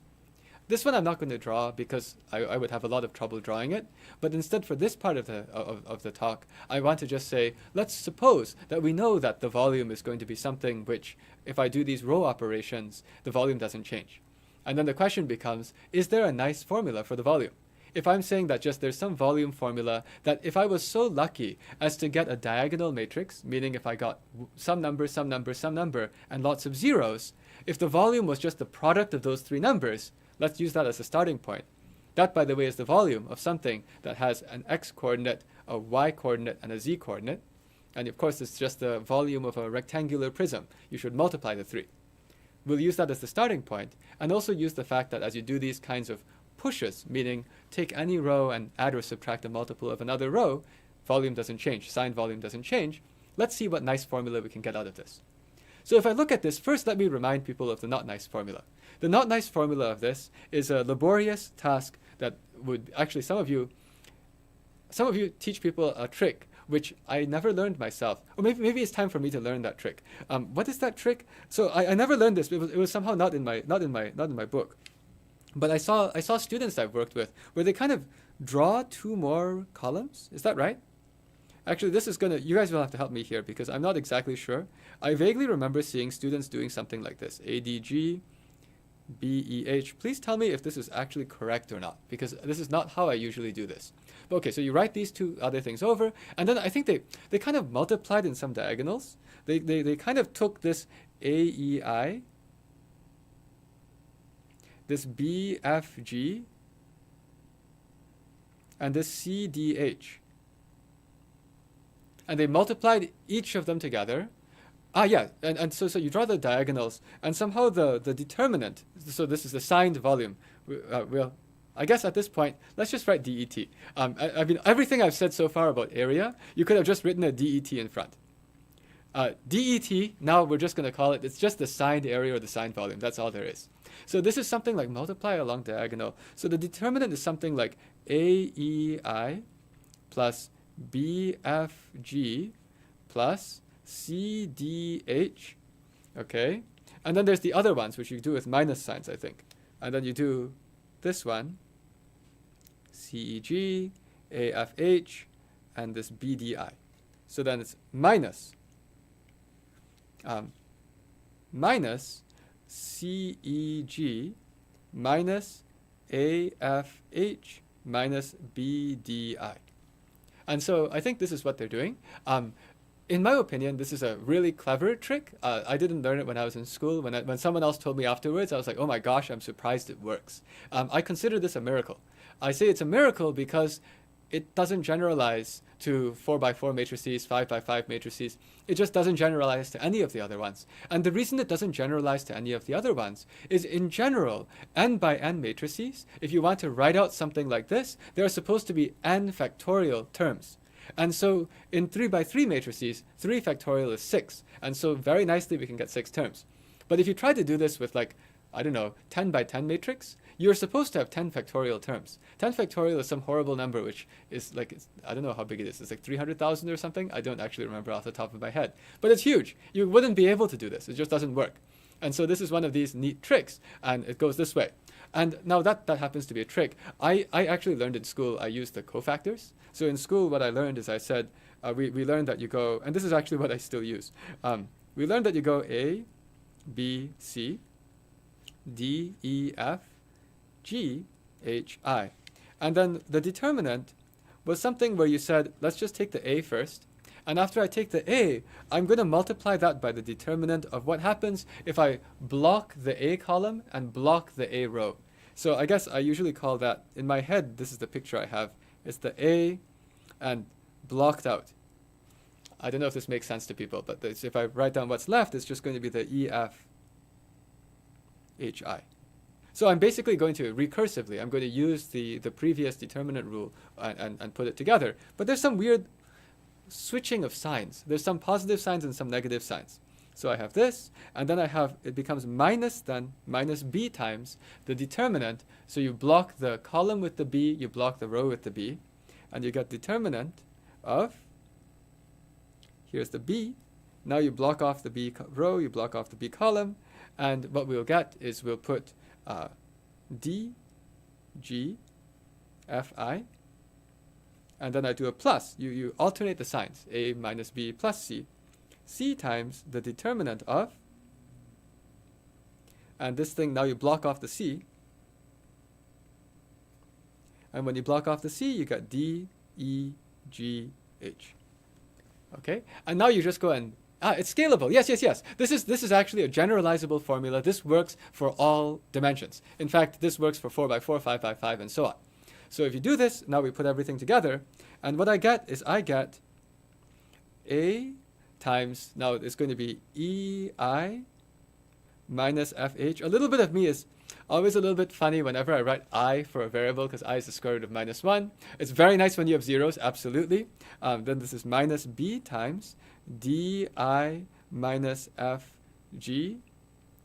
And then I have plus c times dh minus eg. And I'm just going to claim that if you simplified it, this would be the same as that. And it has to be, because otherwise people wouldn't learn it. You physics teachers are all about signed area. Yes, because that's the cross product. I mean, that's the reality of it. You actually need to have the sign. But okay, so we have all of this. These are different ways of finding the determinant, but it's not exactly clear where this comes from. Like, why in the world should this be the formula? This is some really crazy formula. That's another really crazy formula. Neither of them has a motivation. So here's a way that you could be motivated to find out why they're true. Here's a way that you could motivate why they're true. One way is to go back to this idea of, well, what we were really doing is we were doing row operations. So we could conceivably try to do row operations and see what happens. But if you try to do row operations, it still becomes messy. You know, like if I say I have a ABC, DEF, GHI, let's go and start to do some Gaussian elimination row operations, where I take row 2 and I subtract D over A times row 1. Fractions are appearing everywhere. And it's not scalable. If you just keep doing it, you get like more and more crazy fractions. So I'm going to show something else, which is actually more of an intuition. It's actually completely rigorous, but it's an intuitive way to think about why this determinant should look like this in the first place. And the first idea is, look, if I'm talking about signed volume, and so you start by saying signed volume, and eventually we'll say, we're going to say, we're just finding the signed volume. That's what determinant means. And we're eventually going to get a formula for the signed volume, and it will so turn out that the signed volume formula given this is just going to turn out to be this and this. That's how we'll get it. So now if I want the signed volume, let me first think about what's the impact of one particular number in the matrix. For example, signed volume, det, if I draw something like this, and I have an A, and now suppose I've got some other numbers. The other numbers, I'm going to write down some actual numbers, like 7, pi. They could be other things. They could be square root of 2, minus 1, 4. You can have zeros, and 3, and 1. Okay, I wrote this down, and what I was emphasizing is that there's one variable, just A. The question is, how does the signed volume change if I change just one variable in this matrix? So, when I say matrix, it's really just vectors. So I have 3 vectors, and I'm saying that these are 3 vectors which are fixed in space. They are stuck in space, except that one of the vectors has some freedom to move on its x-coordinate. I'm curious what this is as a function of A. Right now, in the 3 dimensions, it's a little bit hard to see. Let me do it in 2 dimensions and use that as... Let me do this in 2 dimensions and use that as an analogy, which we're then going to use to explain why it works in 3D. Let me go all the way to 2D over here, and I'm going to say, what would it mean if I took the determinant of 2-dimensional thing, A, pi, 1, and 2. I probably shouldn't have chosen pi. But anyway, so I have these things, and let me try to draw this. So I will have one vector which is stuck. The vector that's stuck is going to be the one that's going to 1, 2. And so the one that's going to 1, 2 is going to go up here. That looks like 1, 2. Goes from 0, 0. And there's the other vector, which is A pi. I don't know what A is, but I do know that the height will be pi. Oh, that's too tall. Well, anyway, I'll pretend that the height is... So I'll draw it anyway. So the height is pi, and I don't know exactly where it is. It might be up to... How should I say this? I'm trying to think of the best way. Let me draw it a little bit lower, because otherwise it will not fit. I need to draw a parallelogram. So let's go and draw it a bit lower. If I've got this picture over here, I have my 1, 2, 1, 2. That's my 0, 0. I have my a pi. Maybe a pi is something like this right now. Maybe this is a pi. The key is I don't know what is a. But then I would complete the parallelogram, and I'll get something like this. The important thing is that the height that it goes to is always going to be the same. So the height's always going to be the same. The height that it goes to is going to be 2 plus pi. Actually, the whole thing is going to go to 1 plus a and 2 plus pi. But what's going to happen if I go and shift this a around? If you can see what's going on, if I think about this particular signed area as the area of the parallelogram, if I start to move a, I'm curious what kind of function is it? Is this thing going to be like a quadratic function in a? Is it going to be exponential in a? If I was going to graph it on a graph where I'm basically saying I have two things on my graph, I mean my two axes on the graph are, this is going to be the value of a, and this is going to be the value of that particular determinant, which is over here, which is a function of a. What will it look like? Well, if I start to move this a, as I move the a around, if you think about the formula for the area of the parallelogram, the formula for the area of the parallelogram is base times height. And I can think of the base as this one that's not moving. This is the base. Now, unfortunately, the base is not vertical or horizontal. It's kind of slanted. But even though the base is kind of slanted, as my a is moving around, if my a is moving this way or that way, the height is going to be the perpendicular distance to this base. That height is going to follow what I see somebody has said. It's a linear function. You can call it an affine function in the sense that it doesn't necessarily have zero. It's not necessarily 0 when a is 0, but we'll call it linear here because we're not worrying about that technicality of the word linear in today's class. So it's a linear function. It's like if I have a and a starts to move to the right at a fixed speed, this area, this signed area, increases at a fixed speed. And that's because I'm just curious about what's that perpendicular distance. And that perpendicular distance is just going to be proportional to, proportional is the wrong word, but as a is moving at a certain speed, that perpendicular distance increases at a proportional speed. Did that sort of make sense?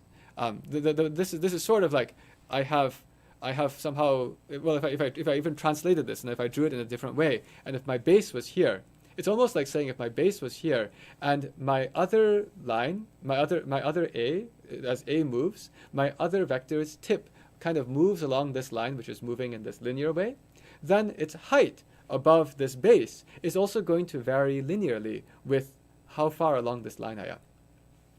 So that's one of the key ideas, is that somehow it won't be quadratic. It won't be that as a is growing, that if a kind of grows at this speed, that the area blows up quadratically. No, it's going to grow linearly. It'll be a perfect linear function. And the same is actually true over here in 3 dimensions. So this is the first key point, is that the determinant here should be linear in every single one of those entries. So this thing is actually if all other entries are held constant except one, then it's linear in that one. This is a very powerful observation, because this is already suggesting what the formula for the determinant has to look like. It has to look like a linear function if everything else was held constant. Give me one moment. I want to swap a recording card, and I hope the recording card is ready for swapping. If it's ready for swapping, I'll swap it in and immediately come back. It'll take about 30 seconds.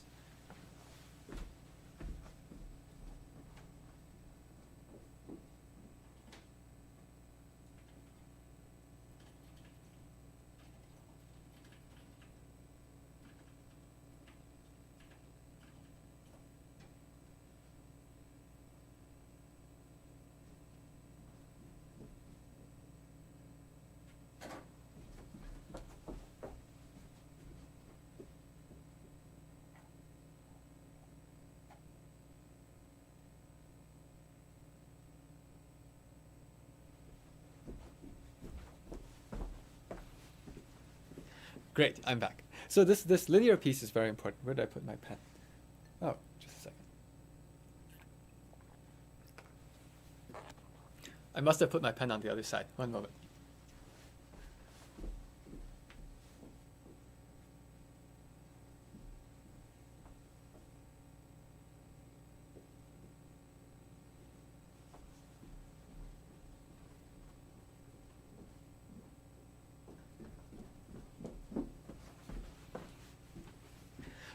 Sorry, I left. Sorry, I left my. Yeah, I left my pen on the other table. Oh, somebody asked what tablet am I using? I'm actually just using a tablet computer, and so it's from the brand Lenovo. But there are a lot of tablet computers that you can just draw on, and that's all I'm using. Okay, let me finish this up. So we have this thing here where we have this. We know that it's linear in each of those one elements, and in fact, any one of those elements, if I had made the variable the determinant or the signed volume, would actually be linear in that as well. And that gives you an idea of what this entire function has to look like. It has to be linear in every single one of those variables. So in that case, what does it look like? Now I'm going to put two variables and see what this might be. So my determinant, or my signed volume, suppose there are multiple things that could vary. What I mean is that let's hold this one at A. Sorry, let's let that vary at A. Let's let that one vary at B, and then write just some junk, some numbers like 7, 2, 1, pi, 3, 1, and 0. So I wrote all of these numbers down. Now this particular thing is also going to be some kind of a function of A and B. But what kind of function could that look like? The way you think about this kind of a thing is you say, well, I know that it's supposed to be linear in A, and it's linear in A if B is held fixed. So this is the part where you say, well, B is a letter. Well, if B is a letter, I would say, suppose B is fixed for now. If B is fixed for now, then this determinant will happen to be something linear in A. And something linear in A would look like something A plus something. But we don't want to write squiggles. The squiggles are both functions of B. They're functions of B because if I held B stuck, and maybe B was 5, then I would get something A plus something. If B was 4, I would get something else A plus something else. What I mean is that each of these two things is a function of B. So the way I'll write that, I won't write the squiggles. I'll in fact write some function f of B times A plus some other function g of B. So now what I'm saying here is that no matter what the A and the B are, if I'm taking the signed volume of this picture with these numbers, no matter what the A and the B are, there are some certain functions. I don't know what those functions are yet, FB and GB. There are some functions, but because it was linear in A, there have to be some functions. You see, when I say there have to be some functions, it's like you would just work it out. If B was 43, I would just say, what would that look like? The B is 43, calculate everything out and find out, sorry, not calculate everything out. I don't know a formula yet. But I mean that the signed volume is going to be something which is some number A plus some other number. And whatever those two numbers are, they are some numbers. And they are determined once you know the B. So now I know it looks like this. But I actually also know it's supposed to be linear in B. So in that case, if I said, well, if I just locked A to a number, in particular, if I locked A to 0, which I'm allowed to do. I mean, this is something which I'm asking, what is the determinant of A, B, and so on? If I locked A to be 0, and I said, now let's see what happens as I let B move. You see, when I wrote these things as functions, what I mean is this is equals. There is some function of B and some function f of B, some function g of B, so that this is always true. And now what I'm going to do is I'm going to put A equals 0. When I put A equals 0, suddenly that's gone, and I'm supposed to have that g of B is linear.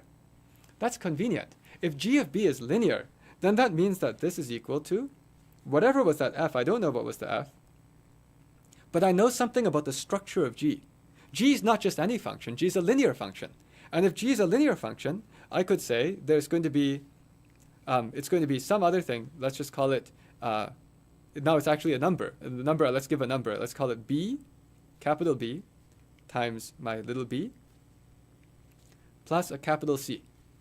The way to think of this is that I'm finding out more information about my dependence on the A and on the B, because I now know that because I could have put A equals to 0, then I know that the g of b, which is some function, has to have the structure some number times b plus some other number. And the important thing is that these two numbers, b and c, capital B, capital C, have nothing to do with little a and little b. Okay, let's do the same thing over here. Why can I do the same thing over here? It's because, you know, if I went and made my a equals to 1 now, if I made my a equals to 1, this is still supposed to be a linear function in b. But if a equals 1, you can just ignore it, because something times 1 is itself. Now I know that whatever the structure of f of b is, capital F of b is, that's got to be a linear function when I take capital F of b plus capital B times b plus capital C. And the only way I could make the whole thing together be a linear function when a equals 1, the only way to make that whole thing be a linear function is if f of b is also a linear function. So what that means is that inside f of b, I also know there's a structure of f of b.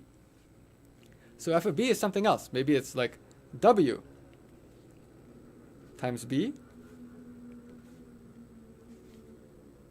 Let's write this in this green parentheses. W times b plus x, capital X, all times the little a, and then I'll keep this plus capital B times b plus capital C.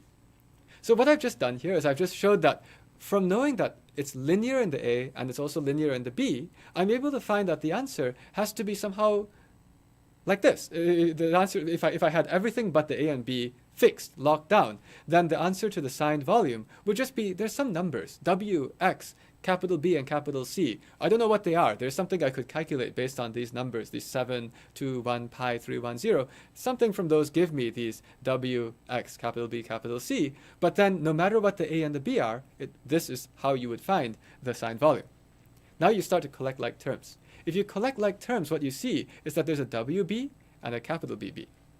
Why must f of b be linear? Thank you for asking. The reason f of b must be linear is because this second equation has to be true for all values of a and all values of b. In particular, I will do it where the value of a is 1. Now I'm going to stare at the value of a being 1. If the value of a is 1, now that's locked, and I have the signed volume of 3 vectors for which there's only one coordinate which is moving. So I happen to know from before that if I lock my a at 1, that this is supposed to be a linear function of b, of little b. The only way to make a linear function of little b, if I have a green capital F function of little b times 1, no big deal, and then plus another linear function with very specific capital B and specific capital C, the only way is for that to also be linear. Effectively, I'm saying if the whole thing is linear and I subtract off a linear part, what's left is also linear. Sort of like this works. If you go and say y1 is a line and y2 is a line, and you try to graph y1 minus y2, it's also a line. So I hope that maybe helps. So if I do this, then I can now combine all of my terms. If I combine all of my terms, the important thing is that what this is it's going to be some constant. I'm just going to lump them together now, and I'll say there will be some constant times ab plus some constant times a plus some constant times b plus some other constant. So I've just showed you that that's what happens just using the fact that the a and the b are things that are varying. So if I let the a and the b vary, then my structure of the function looks sort of like a polynomial. And that's what I wanted to get towards. It's that somehow I know that for each particular variable, for each particular location in the matrix, if I hold everything else fixed and I move that variable, then the signed volume is linear in that. There's a word for this. This is called multilinear. This is sort of showing that this function is multilinear in the sense that if I held everything else fixed but 1 and just move that 1, the function goes linearly. And what you see is that the structure of a multilinear function is one where you have no quadratic terms in any of the particular variables. Instead, it's that there'll be some nonsense times, some nonsense meaning some actual number times the ab, some other number times the a, some number times the b, and some other number. If you continue this all the way out, and if we did this all the way until the end, meaning like let's let a, b, and c be written on top, if you write all of these down, then you find out that whatever this signed volume is, the sign volume should be made up of some numbers multiplied by these different combinations of a's, b's, c's all the way to I. So if you use this thing and go all the way through, what you find out is that, so the determinant, if I'm going to do the signed volume of the whole thing, A, B, C, D, E, F, G, H, I, and what you do is like at every single step you go and say, well, now I'm going to let another one of these be able to vary, another one be able to vary.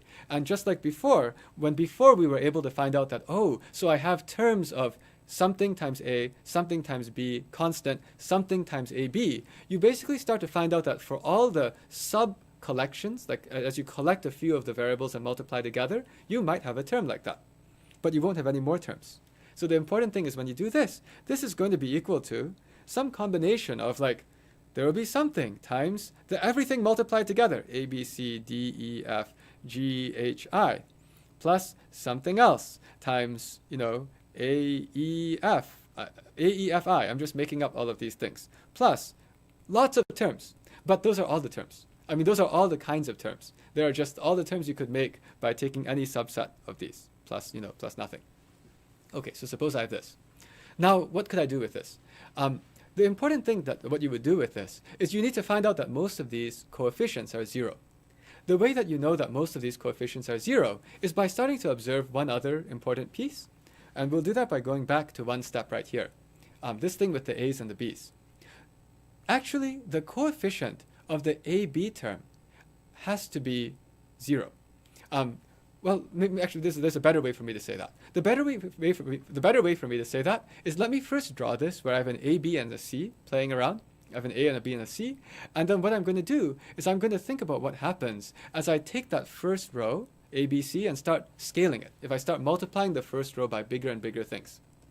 So taking this and going over to the next, I can draw it right under here. Well, I'll do the next screen.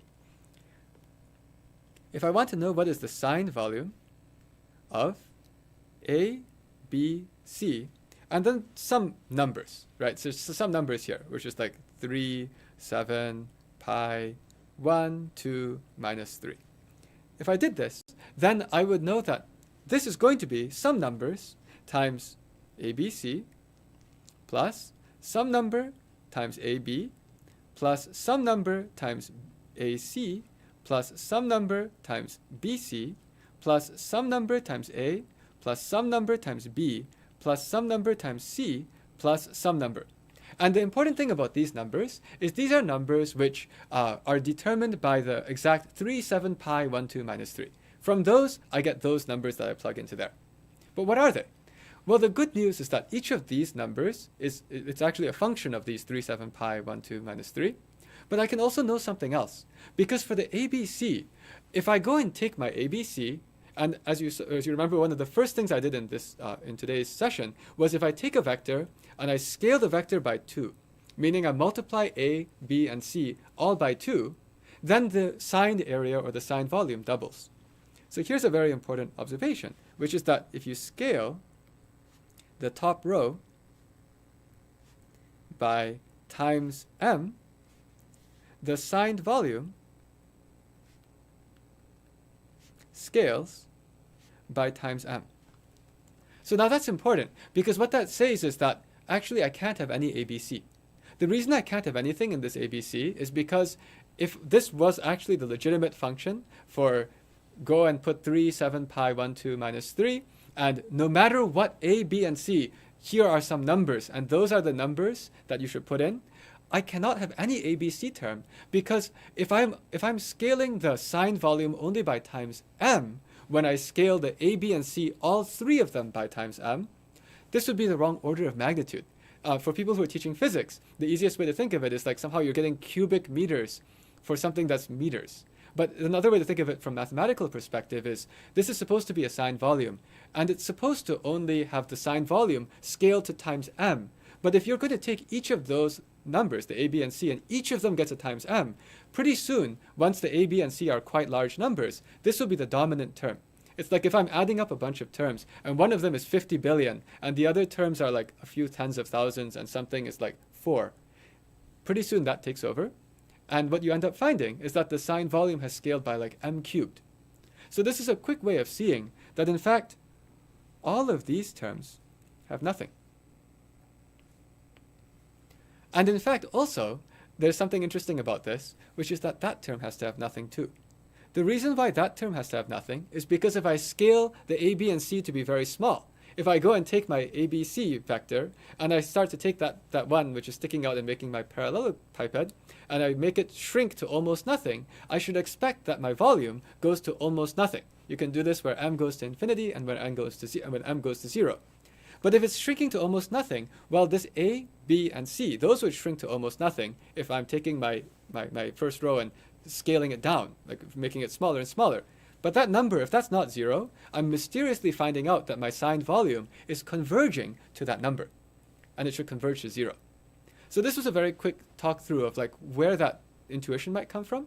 And so this intuition actually goes and shows that you should actually not have any cross terms. You should not have any AB, you should not have any BC, and you should have not any AC. There's unfortunately, this class has run almost out of time, so I'm just going to say there's a similar way that you can show that on this side, like when you look at the 3 numbers in a column, that you shouldn't actually ever have 2 numbers multiplied together in a column in the determinant formula. A very brief explanation of why that's true is because if I think about what happens when I scale a column, so basically what I've just showed is that in this determinant formula, the determinant formula should have all of these things multiplied together, but I shouldn't have ever multiplied together 2 things that are in the same row. That's actually one key observation. The second key observation will be I shouldn't multiply together anything in the same column. And the reason you shouldn't multiply anything in the same column is because if you go and scale the column, actually the signed volume also scales. And that roughly has to do with the fact that if I had some vectors and I scale the x-coordinates all with the same multiplication, that's actually what this means. I've got a bunch of vectors. If I scale all the x-coordinates by times 3, then I've basically just taken the x and spread out the x while keeping the y and the z same. And that actually also scales up the volume. So I'm trying to just give some of the ideas here. Unfortunately, we don't have the time to completely nail it. I wanted to save the time to nail the 2 by 2 carefully. But over here, like once you make those 2 observations of but no constant term, so that's one important piece, no constant term, no constant, and also there's no products from the same row, and no products from the same column, what you actually find out is that the only terms that are left are the terms you can get where you take one number from each row and each column, right? Like I just said somehow, or even take less than that. Maybe just take one number, period. We can deal with that separately. But it's like somehow the only terms that should be left over here are the ones where I have to take one, at most one number from each row and column. Now if you go back and look at the formulas we had, that's exactly what happened. In these formulas, we have things like AEI. AEI is 1 from each row and column. I have BFG. BFG is also 1 from each row and column. I'm basically showing that the observation that you cannot take 2 from the same row and you cannot take 2 from the same column makes you stuck. The only kinds of terms that you can have are actually the terms that are from different rows and columns, which is exactly what all these are. These are like AFH. AFH. They're all like 1 from each row and each column. So that actually shows you that the only terms that can survive in the determinant formula are terms like this. And then the only question left at the end is, well, what are the signs? Like, why are some of them plus and why are some of them minus? The easiest way to know why some of them are plus and why some of them are minus is once you know that the only terms you have to worry about at the end are going to be that kind, then when you look at the formula, sorry, I know that I went over, but so thanks to anyone who has to leave early. I understand. I mean, if you have to leave early, I understand. That's completely fine. But I'm just going to say the last piece, which is, if what we have is that we have a bunch of terms left, and the bunch of terms left have one thing per row and one thing per column, what's the coefficient? What should I put on that? The way you'd find out what coefficient to put on is you just ask yourself, what is the determinant of 1, 1, 1, 0, 0, 0, 0, 0 everywhere else? This is the signed volume, but I know what that is. That's the signed volume of a perfect cube, and that's supposed to be 1. That's perfect. Because if I look at that formula, in that formula, if I think about multiplying A's, B's, C's, and so on, in this formula, if I plugged into these zeros into the formula that was up there, almost every term in that formula is 0. In fact, because like if I had a term that had a B in it, it'd be 0.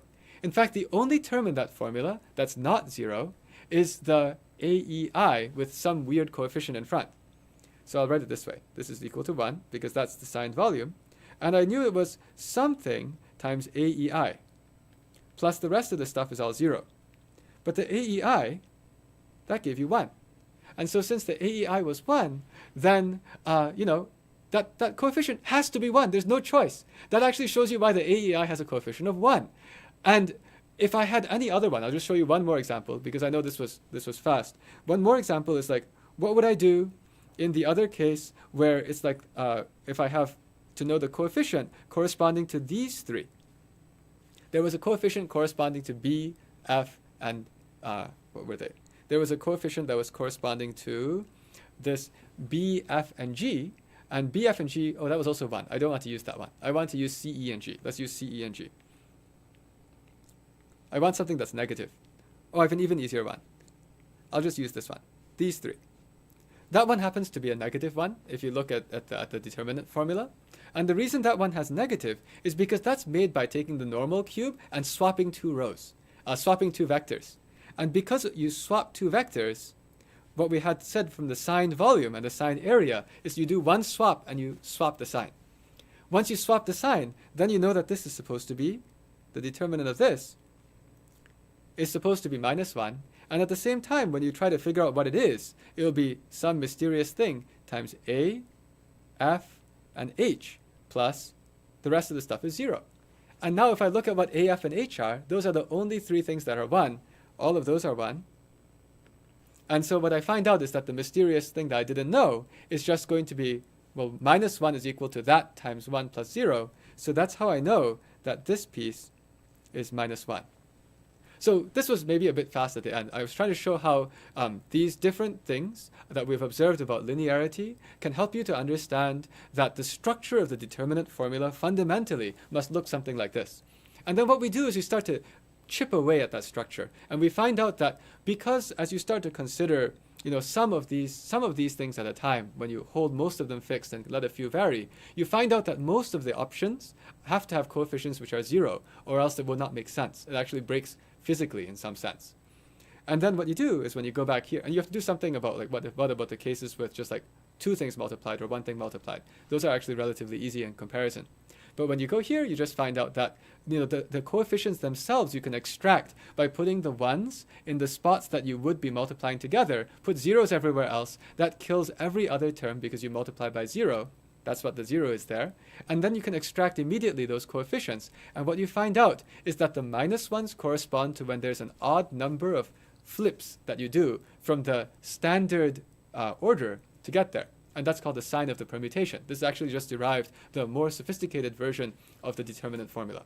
Okay, so I think that unfortunately we've gone over time. I understand that teachers are extremely busy, and maybe towards the end I was talking faster because I was trying to at least put the ideas down into this video so that if anyone in the future would look at the video and want to maybe pull apart the ideas, they could see it almost like as a bunch of hints. I think that for me, actually, this series was really interesting because it caused me to learn about matrices. The way I've always worked with Math for America is I ask the organizers what topics are teachers interested in. Usually what they ask me are things that I don't know. And then I go and start thinking. I go and try to say, could I find some way to explain this to myself so that I believe it? And when you guys said Algebra 2 matrices, I said, well, that happens to be a subject with two mysterious things in it. Why do you multiply matrices like that? And what the heck is the determinant? And to me, I was able to learn so much by preparing these pieces for you. So I'll say thank you very much. If anyone had any particular questions, I'm happy to answer, but I also respect that we have gone over time, and if anyone needs to go, that's totally fine. I'm just happy to stay on here, and I'll keep this, I have this tablet on so I can actually write things. If anyone had any particular questions.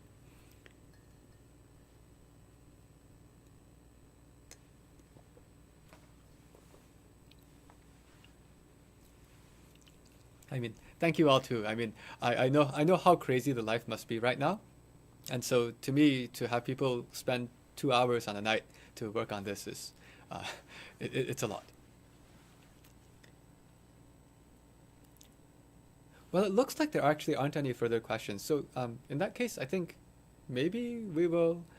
oh, yes, so somebody asked. So all the positive terms will result from moving an even number of rows. Exactly. The positive terms come when, these are permutations in some sense. It's like I start from the 1, 1, 1 all diagonal, and then I can start doing flips. And if the number of flips I do to get that pattern of ones is an even number of flips, it's a +1. And if it's an odd number of flips, it's a -1. And that's called the sign of a permutation. Can you repeat why we wouldn't multiply by anything in the same column? Yes. The reason why the column thing works is because if I look at what happens, let's do the 2 by 2 case, that would be the easiest. 2 by 2 case, if I want to know the signed area, I'll just draw an example, and it'll be very clear once you draw an example. Let's just do something like 1, 2, 3, 4. I guess that's about as easy as we can get, right? 1, 2, 3, 4. And I'm curious what happens if I just scale the first column. So I'm just going to compare it with the area of scaling the first column only into something like 2, 6, and then 2, 4. Look at what happens if I try to draw these vectors. There's one vector, on the first picture I have the 1, 2. 1, 2 looks like this. And the 3, 4, what does 3, 4 look like? Oh, the slope should be maybe something like this. I'm going to pretend it looks something like this. Actually, the whole thing could be way, maybe it's just not drawn to scale, but I think it's okay. So 1, 2, and this is 3, 4. And thanks for asking the question, because that makes the video a little bit more complete. So 0, 0, 1, 2, and 3, 4. And if I go and scale, the first, this first column, I'll get 2, 2, and 6, 4. What does that look like? Well, actually what that looks like is I take everything here and I go and stretch it. It's as if it was on some kind of stretchy graph paper. And the stretchy graph paper, it used to have normal squares, but I just stretched every square so that it got twice as long and the same height. So in that case, if I stretch it so it gets twice as long, every little square that used to be there that looked like this is going to turn into something which is like stretched. This thing goes to 2, 2. The heights are the same, but it goes across to here, 6, 4. And whatever square there was before is going to stretch into twice as long. So that's actually why all the areas multiply by 2. So what this observation is if you go and take a column and you scale the column by something, then the signed area or the signed volume scales by the same amount. Because ultimately the heights of these are the same. This is a parallelogram where I just stretched this way. And therefore, the same argument that I used before, over here, where I was talking about taking a row, the way I ruled out all these like many things multiplied together, was because I said, if you scaled that particular row, you're only supposed to scale the signed volume by the same factor. Now I can do the same thing on the column and say, well, on the column, if I went and had multiple things multiplied together in my formula, then if I go and scale my column by m, then I'm going to pick up a factor of more than times m in the whole thing. So that would be the explanation.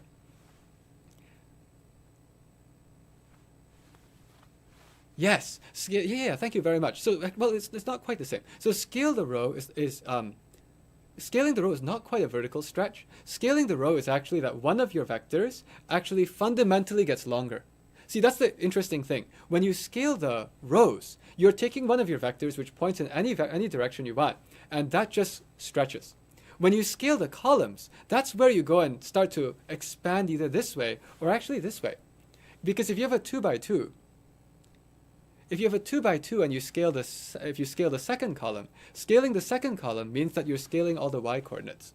So it's actually somehow asymmetric. It's like somehow scaling the columns is like doing this kind of graph paper stretching, and scaling the rows is that you take one of your vectors and you just stretch it. Yes. Okay. Are there any other questions?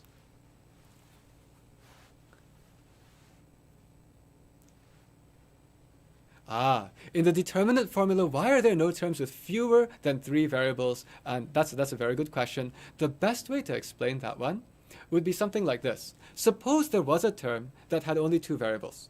Okay? Let's suppose that the determinant formula for the whole thing, where there's like the A, B, C, all the way to D, E, F, G, H, I, assume that the determinant formula had a term. It actually had a term which was just AF. I'm making that up. It has a term AF. And it has other stuff, other things. Bunch of other terms, and that finishes the whole determinant formula. Here's what I'll do. I'll go and plug in a 1 at A, a 1 at F, and 0 everywhere else. So I would just go and say, thanks for the formula. Now I feel like plugging in. And this is how powerful this trick is. You go and plug in. I mean, this is actually a trick for finding out what a function is.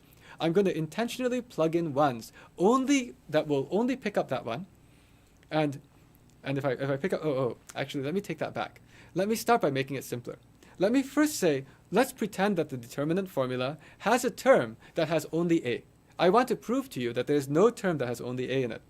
The way I rule out the term with only A is I say, I want to prove the coefficient is 0. The way I do that is I stick a 1 where the A is, and I stick 0 everywhere else.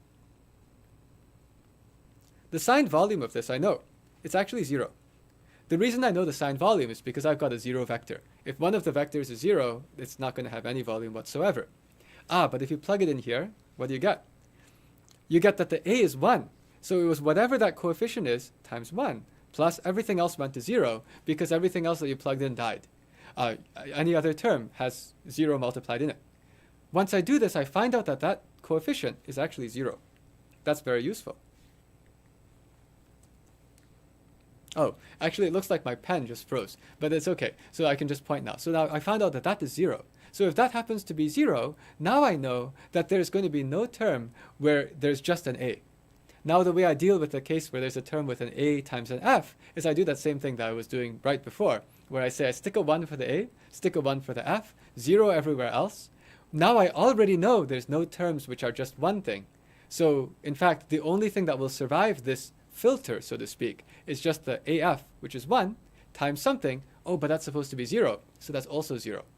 Did that make sense? Like, the point is, I would just go systematically, and I would eliminate the 1-term things, then I eliminate the 2-term things, and I don't eliminate the 3-term things, because the 3-term things cannot be eliminated. They have 1, 1, and 1 somewhere. And if you've got 3 1s, actually that determinant, that signed volume, is either +1 or -1. Okay. Any other questions?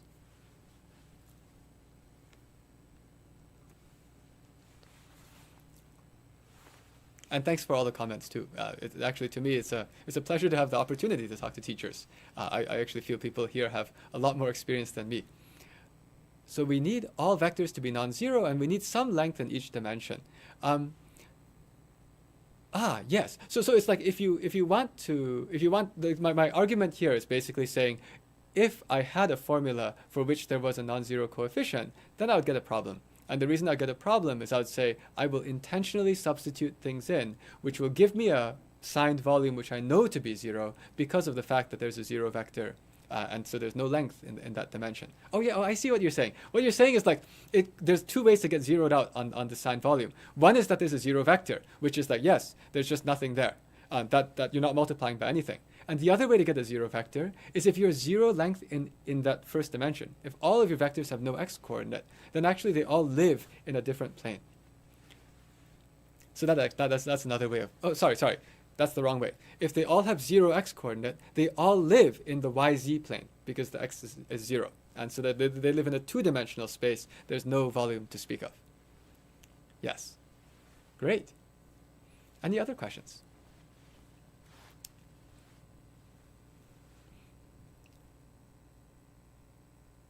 So if not, I think I'll probably then say thanks everyone. It's been a pleasure to run this class. And yes, so I'm going to say goodbye to the YouTube group, and I'll actually just switch over to the other side where John happens to be. Thanks everyone. Anyone on the YouTube group, I'll see you tomorrow at tomorrow's live stream. And good luck.